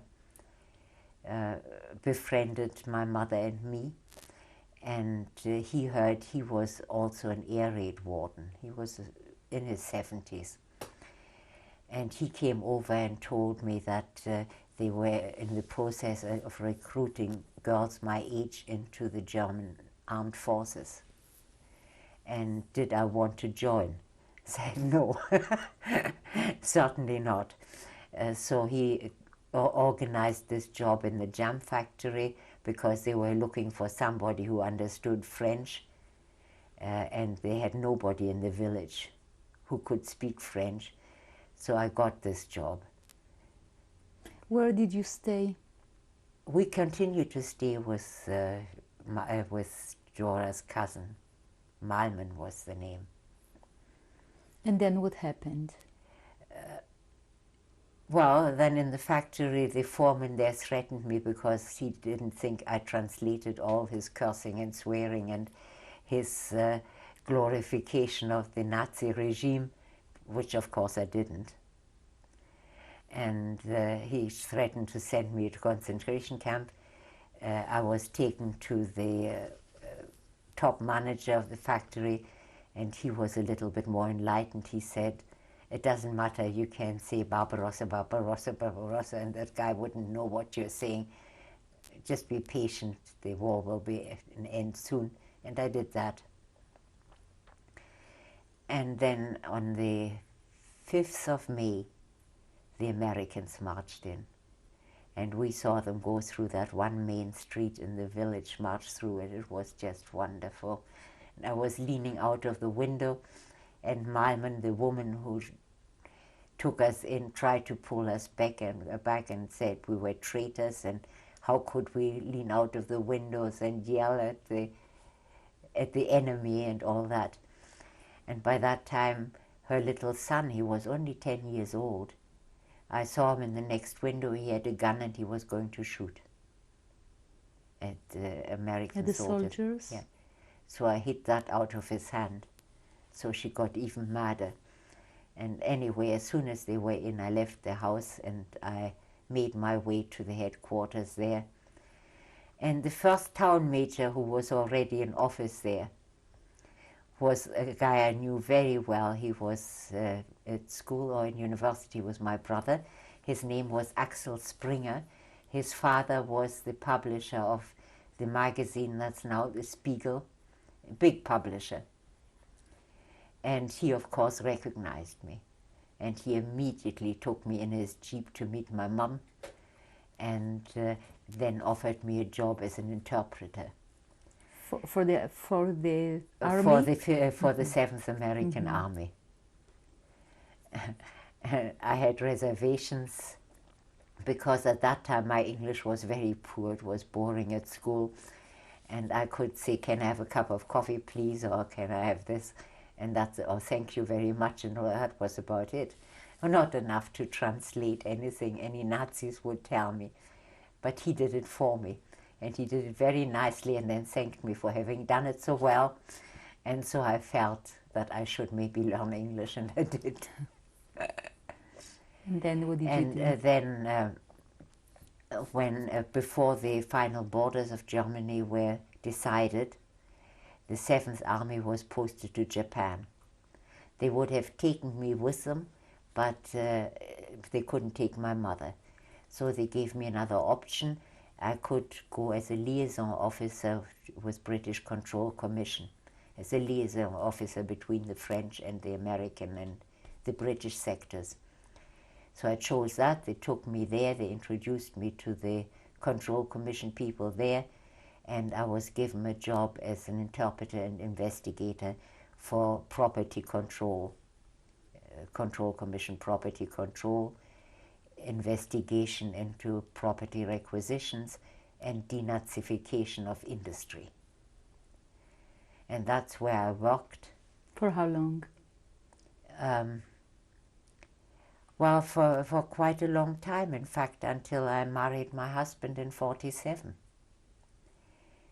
But I had a lot of trouble with the officer in charge there, because he had employed a head clerk in the office who was a German, who had himself been a manager of factories that employed Jewish prisoners and mistreated them. he hadn't lied about it in his questionnaire, but they took him on because of his management experience and all that. And he kept telling the officer that my reports were probably due to my seeking revenge against innocent, wealthy Germans because of my past, and or he said I had no experience in investigative procedure or things like that. So this guy, who had been a sock and tie salesman door to door, kept asking me if what my education was. Was I sure that I spoke proper German? He thought, you people, he said, speak only Yiddish, a bastardized form of German. And I was so mad at him, and I accused him. I went into a special branch and told them there, and that is where I met my husband. And who was he? Ross Your Brewster, he was a young special branch officer, intelligence corps. And he found out that all my reports were very correct and exact. He looked into it all. And so he sent the salesman home, and he arranged for me to get probably the first civilian license to pass through Russian-controlled Germany to Berlin to look into the land register and property registers there. Was that the first time you went back to Berlin after the That war? was the first and only time. What did you think? Well, oh no, I mean, I escaped to Berlin, and I did manage the day before we went to Mecklenburg to try and walk back to my old home, and it wasn't there anymore. It was just ruins. The school still stood. And my in-laws' house was bombed out. Was nothing left, just ruins. But that was the only time that I went as a civilian, you know, with no interest other than the work project. After you got married, what did you do? Well, my husband was demobilized. That's why we married on the 1st of April. And I had to stay in Germany until he managed to get me a British passport, and also to see my mother off to Israel. He Why? had arranged for her to go legally. It was very difficult at that time, even for survivors. What was her motivation in going to Israel? Well, mostly because my young brother was there, her only son, and my older brother, of course, and my sister. What happened to them? Where were they, all your siblings? Well, my youngest brother, she sent him after my father's death, she sent him to a boarding school in Sweden. And my older brother then finally arranged for him to come from Sweden to Israel, or Palestine as it still was. The youngest of the half-sisters had gone to Palestine long ago. She had been arrested in Berlin for not giving up her seat to a Nazi in uniform. And the only way we could get her out of prison was if she married a Palestinian. So my brother sent his best friend to marry her. And he had no intention of marrying her. He was engaged himself. But he did come over. He married her. He was a member of Kibbutz Hazorea, and then divorced her as soon as British law permitted. And she married a Jewish, of course, an Israeli policeman, and had 2 children. And my oldest sister was on the St. Louis that wasn't allowed to land anywhere. And the very decent German captain called my brother-in-law. He didn't allow any shore leave, of course, because the countries wouldn't admit these illegal immigrants. Well, they had visas, but they were fake. But he did give my sister and brother-in-law a 2-hour honor pass to see one of his friends, a very influential professor, who was waiting for him in the dock. to stay for 2 hours. But then he said quietly to him, if you know what's good for you, don't come back. This ship isn't going anywhere. So they didn't come back. This friend of theirs hid them for a few days. Then they swam the River Plate, landed in Argentina, where we had cousins. And they managed to get my brother-in-law tenure at the university there, where ironically he taught Judaism and German history. And then what happened to you once everybody left and you got married? Well, then I joined my husband, and because his army gratuity didn't go very far, we stayed with his parents. Where was that? In Glasgow. His father was managing director of Fairfields, that's the biggest shipping works in Scotland, or was then. And what did you do then? Then I went to school. I finished my hires, which I didn't have in Germany, and then went to college, studied physiotherapy, became a physiotherapist, worked in a hospital, in a rehabilitation hospital in Kent in England. And my husband was still at university. He had another 3 years to become a veterinary surgeon. And finally became head of the physiotherapy department, and then he was finally finished. And we were supposed to go to Africa. That was his dream. He always wanted to go to Africa. But he was sidetracked by a friend of his who was so overworked in his practice in Devon that he decided to help him out. So that was postponed, and we stayed there until my first child was born. And when was that? That was in January, 3rd of January 1953. And what's her And then name? a few months later, What's her name? Joyce. Joyce. And then a few months later, he finally found an assistant who could take over for him, and he was finally posted to Nigeria, but he didn't want us to go with him until he had a house for us and everything that goes with it. And he was in the bush, you know, where not suitable for a young baby. So I was supposed to spend that time with my aunt in Italy. And when we landed in Rome, my baby in the carriage, she was only, not even 3 months old, I met 2 of the officers of the 7th American Army who had been, they were now soil erosion experts, and they were sent to Israel to study what has been done in Israel about irrigation and soil erosion and all that. And one of their number was sick, and when they met me, they asked me if I'd like to come to Israel with them. They had room on their private plane. So I sent my aunt a telegram and that I wasn't coming, and I went to Israel instead and was there for 7 months. And there I stayed, of course, with my mother, and I worked as a physiotherapist in Kibbutz Sarid. And then what happened? And then I was flown to Nigeria, and we got a wonderful house and servants, and it was a beautiful but very superficial life. You know, How long did you stay there? There we were, I think, about a year, just over a year. I didn't like the life because the bored European wives, you know, they started their booze parties early in the morning, and that wasn't my cup of tea.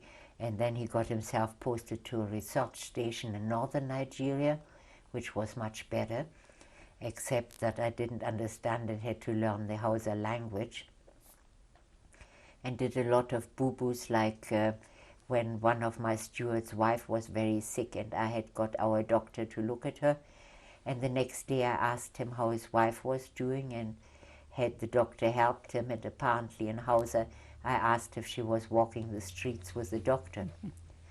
I didn't know that, and he was very insulted, you know, things like Language, that. yeah. He was a Mohammedan, so that didn't go down well. And then finally he was offered the post of veterinary director for the Cameroon, Nigeria. And so that's where we ended up. And we were there from 1953 until 1962. And then he was asked to stay behind. Then, of course, Nigeria and Cameroon got independence, and all the other British officers were sent home, but they badly needed veterinarians. He was asked to stay at double his salary, which was pretty good in the first place, but we turned it down because we didn't want our children to be like the other European children there. You know, they grew up with a totally inflated idea of their own value, and so we took them home to England. And they went to school there, and we did everything the wrong way, and I don't think that's interesting. It's another book. And when did you come to Canada? In 1969. By that time, we had taken over the Brewster's family farm in Scotland, because the aunts and uncle who had been running it were getting too old to handle it. And by then, the Canadian government sent somebody to Scotland to see him because he had been recommended by the United Nations. Or before independence, he was in the British Colonial Office. And after independence, he worked for the United Nations as a veterinary director. And so when the Canadian government was looking for for veterinarians with experience of exotic and tropical diseases, they sent somebody over to recruit him. And that's when we came over in '69. To Coutts, Alberta. No, Edmonton first. Yeah. But he volunteered for Coutts. He was offered a post in Vancouver. He was offered a post in French, in Quebec, and in Ontario. And the Quebec one he turned down because he had to speak fluent French and he wasn't very gifted in languages. The Vancouver job I turned down because, on his behalf, because he was used to driving on the left side of the road, and when we got over here, he decided that Canadians, it's about time they learned to drive on the left side. And I could foresee that there were easier ways of committing suicide than driving in Vancouver. And meantime, you had another child? Oh, Jimmy was born in Nigeria, in Lagos. But he died in a motorbike accident in 1979. I'm sorry.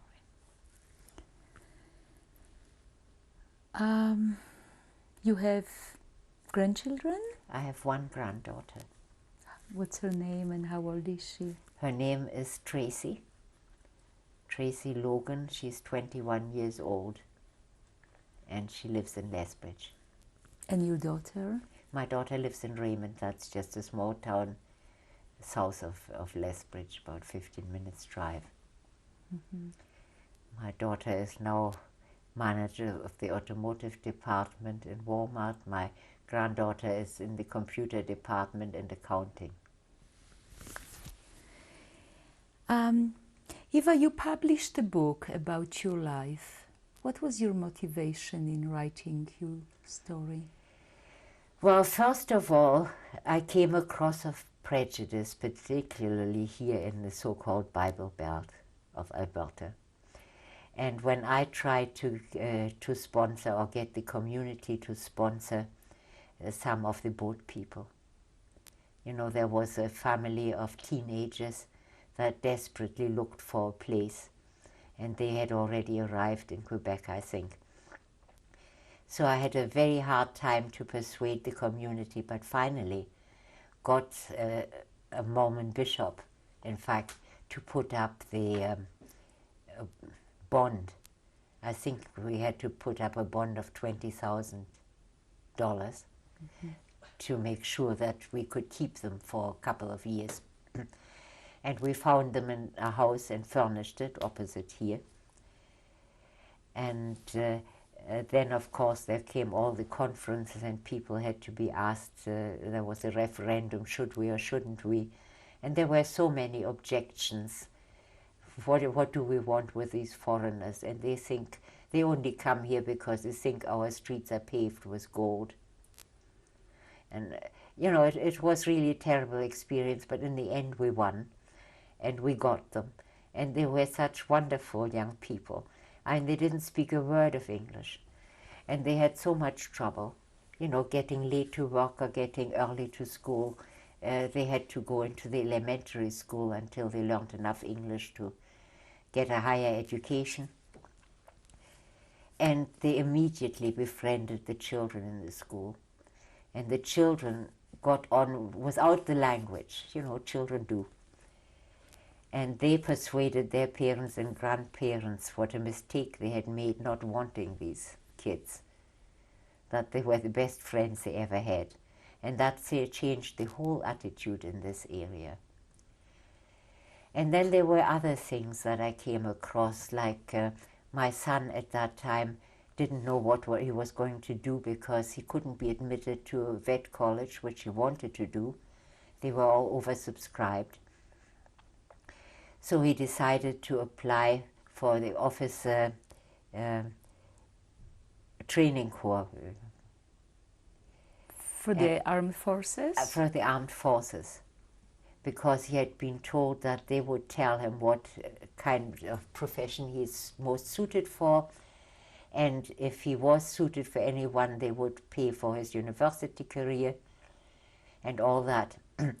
And both my husband and I thought that he would do much better with the civilian counselor, that he wouldn't be very good to accept army discipline or even dishing it out. But he insisted. He had his interview. And we are about to change the tape. Oh, yes. Sorry. Telling us what made you start writing your book? Well, to start with, it was all the prejudice we met here against newcomers in general, to start with. The principal of his high school, my son's high school, expelled him for eating a banana in the 10 o'clock break time. Said, we in Canada don't eat bananas in break time, we eat at lunch. And he ate it anyway, and so he was temporarily expelled. There was a lot of prejudice. The English teacher, he was in grade 12 by then, and his marks had been excellent. He wrote an essay about Greek mythology, and it was the funniest thing you ever heard. I thought that anybody deserves a pat on the back. Instead, she crossed it off, gave him failing marks, and said this doesn't require your foreign, how did she put it, your foreign impish sense of humor. I went to see her and she said, I don't like your son. He thinks he's so superior because he's so sarcastic. How come? Because she stood behind him in a test and said, can't you write faster? And he said, what is this, an exam or a speed test? Anyway, things like that. Yeah, but you were saying and then in the army he passed all the exams. It was about 3 hours. I collected him again, and the officer who had tested him came out and begged me to persuade him to sign the application form. He didn't sign the application form, and he explained it to me, said he wasn't going to sign it because one of the questions was what is the nationality of your parents? Canadian, American, Dutch, German, Italian, roughly in that French, Jew. And he said, being Jew is a religion. I'm a Canadian citizen, which he was by then. And I refused to join, and he put that on the application form. I refuse to join your closed club or something like that. And then I found a similar thing when I got the long censor form. I only got one so far. And one of the questions was, what is the ethnic background of your grandparents? And I wasn't going to fill that out, but it threatened arrest possibly or heavy fines if you refuse to answer this.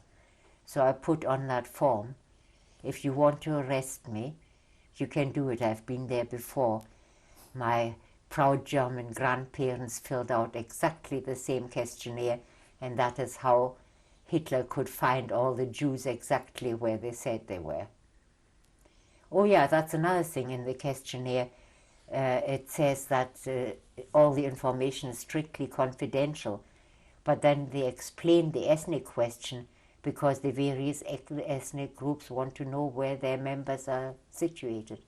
So much for confidentiality. So, what were you hoping to accomplish in writing the book? By pointing out that it is a young generation, it's up to a young generation to change the world. I mean, here in this particular area, I managed to make a difference. But it's only the children that I saw what they did here and how successful they were. I had started or tried to start a library and drop-in center for teenagers when we first came, because there was nothing for them to do. They were continuously getting into trouble with the law, stunting, driving, drinking. I was given a house for them to convert into a drop-in center and a library and snooker or, play rooms. I was given a provincial grant to do it, and all that was to be done was to appoint a committee and to decide how and on what material, books and games we could spend that grant money. But it had to be spent before the end of December. The only people that came were a few old crows who didn't think that I knew what I was talking about. I was new here. They didn't want a drop-in center or library for teenagers to hang around. And they absolutely refused, turned it down. Everybody else had a good excuse. Such a nice program on television, what have you. Or it was snowing that night. We didn't think we'd be missed. But anyway, all I could do was to give back the building to the town council. I had to return the grant. But after the boat people came, I got the junior high and the high school students to insist on a library and drop-in center. They've got it now. It's the best in the country. And you should see the spray park we've got. And all that was all while I was mayor. And all done with volunteers. Since then we've had people from every town and city to look at that spray park. And they want our volunteer engineer who did it all for peanuts, because he collected all the pipes and whatever he needed and electronic equipment. Who was the second mayor? hand. The mayor, actually, I was deputy mayor. Deputy mayor. That's wonderful. And that was a reason, because in a small place like that, the highest number of votes is supposed to be mayor. But I didn't want to be mayor because he loved to be called your worship, and he had to back up any decision. I could make all the things. I got the roads paved. There were no paved streets here. I got a tennis court built. I got that spray park. I got all sorts of things. I understand you were also writing for the Lethbridge Journal. I wrote for the Lethbridge Herald. I wrote for the Alberta Teachers Magazine. I wrote for Alberta Education. What message did you try to... I beg your pardon? What message did you want to pass on? Oh, just anything that popped into my head. I had a completely free hand, and it was notoriously politically incorrect. But the people loved it. And I did that until Thompson took over. And then he ran the papers into the ground and become a parochial rag. Do you feel you've made a big difference in the attitude of young people and people with your books? Yes, I think so, at least in all the schools that I have visited. You know, the teachers always tell me, how do you do it? Because you couldn't hear a pin drop. Said, we've never had anybody being able to keep them quiet for so long. Or Did so, you share your life story and your Holocaust experience with your own family? yes, of course, and they have read my book, but I didn't talk to them about it when they were very young. Yeah. But and that I think I have made a difference there. But whether it will last, I don't know. I thank you for your time. Thank you. I certainly haven't done what I had promised my mother to do, to try, you know, prevent anything like it happening again. You feel you have tried? I have tried. And then if you look back on the Bible, King Solomon didn't manage to get his temple built either. He had to leave it to his son. So perhaps there's hope yet. Thank you so much for sharing your story with us. Thank You're you. welcome. Cut. Okay, who is in the picture? This is my paternal grandfather. His name was Joseph Levy, Levy. And that picture was taken in Berlin, and it was roughly when I was 5 or 6 years old. So that would be about 26, 27, maybe 28.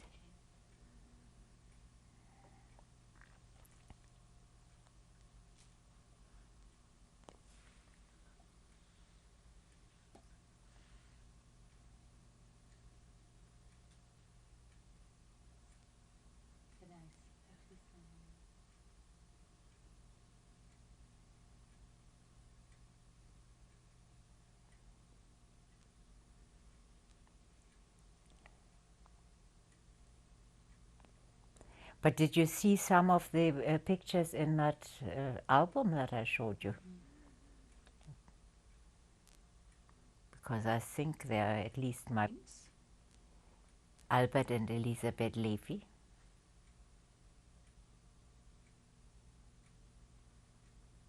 Where in Berlin. Approximately when was it taken? I beg your pardon? Approximately when was it Approximately when I was maybe 2 years old, in 1924, so.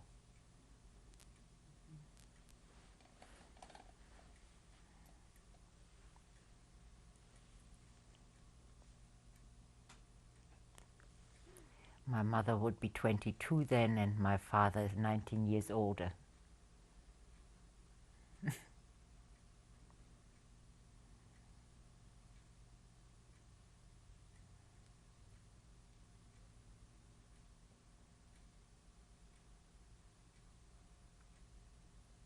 People looked older those days in pictures.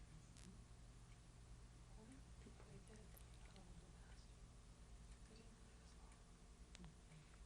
What's in this? A moment, please. No. Yes? My mother and I, approximately 1923, And where was it taken? in Berlin.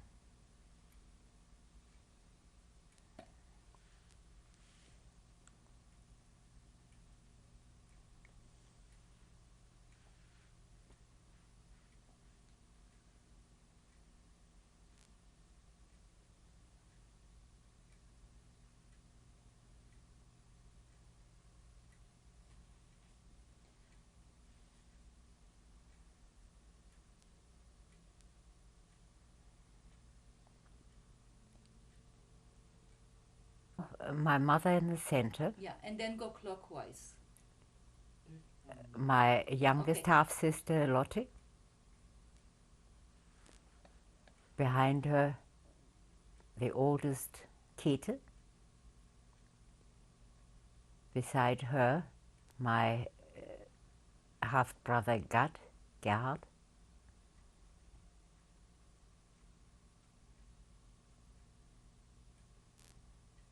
And the baby she's holding? that's my younger brother, and in front that's me. And your younger brother's name? Stefan. Or Yair, I don't know Yair, which. yeah. When was this picture taken approximately and where? Well, it was in our garden in Berlin, and my brother must have been just a few months old, in which case I would have been just over 1 year, or nearer 2 years perhaps.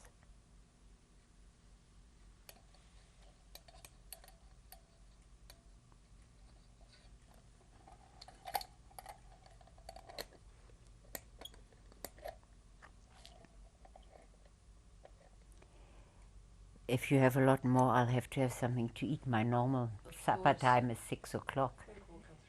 Pardon? We have 4 more. Okay. Oh, we should have stopped for dinner for you. Do Yeah. the rest of the paperwork you can eat while Okay, I ask yeah. you questions, so no problem. It will be like 2 minutes. Quick, hurry up.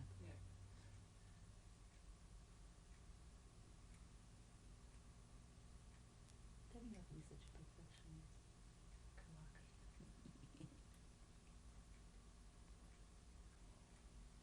My first husband, Freddie Raphael, and I, on our wedding day, And after when was our that? wedding.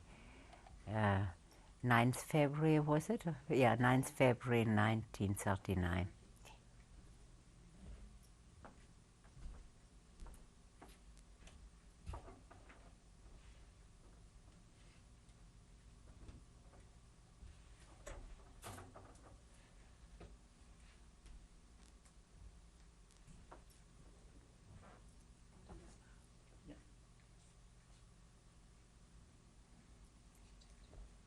The youngest generation.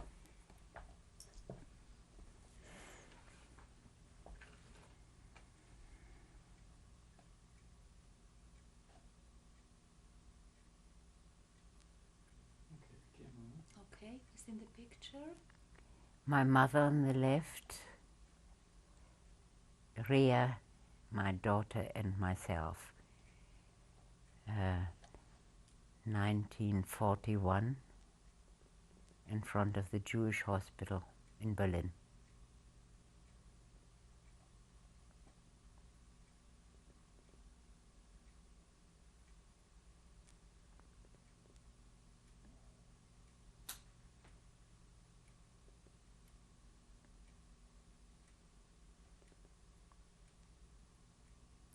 And I think I said that in my book, but I was very preoccupied hiding that star because we were not permitted to have photographs taken other than for identity cards.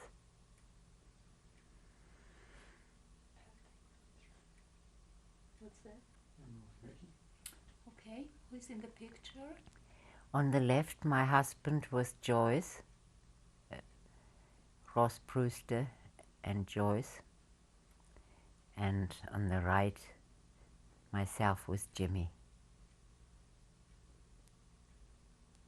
Where was this picture taken? That was in front of our house in Devon in England after we came back from Africa in 1962.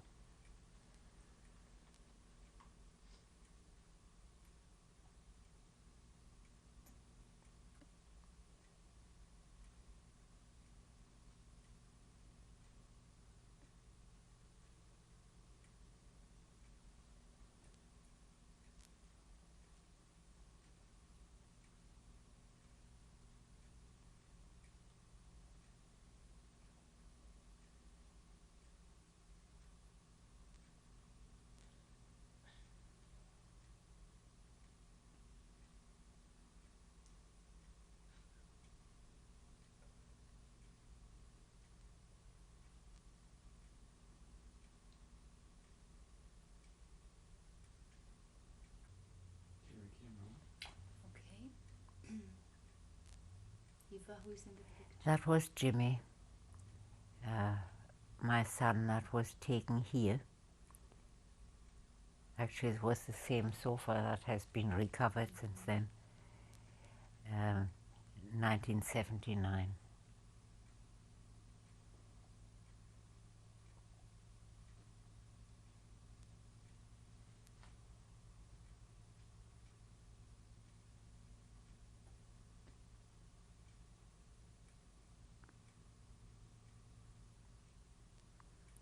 That was a guard dog he picked up at the um, what do you call it, the kennels, you know. Yeah, SPCA. He shared a house in Edmonton where he was working with two friends, and they didn't have 3 house keys. So they went down and for $5 bought this guard dog. And when he was grown up, he fitted in the palm of my hand.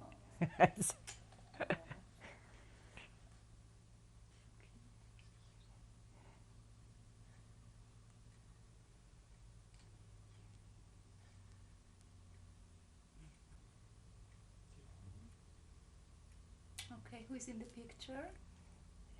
Left to right, that's me, my son-in-law, Richard Logan, my daughter Joyce.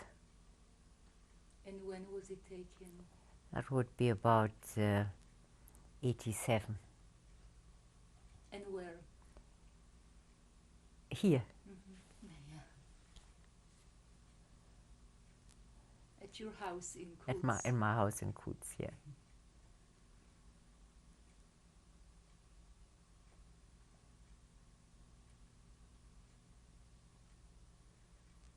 It's a great valley. It looks like you're in the mountains. Sorry, what did you say?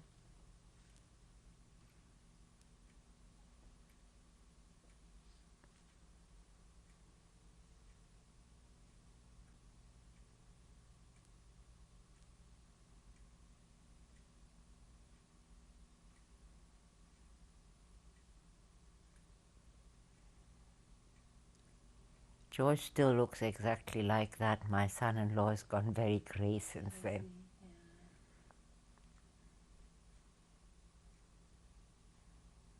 It's beautiful. Yeah, but who's in the picture? Who is in the picture? oh, my granddaughter Tracy Logan And where was it taken? in Lethbridge. That was the photographer, and that boa thing that they draped wasn't even hers. You know, it was the photographer's idea. And when was it taken? About a year ago.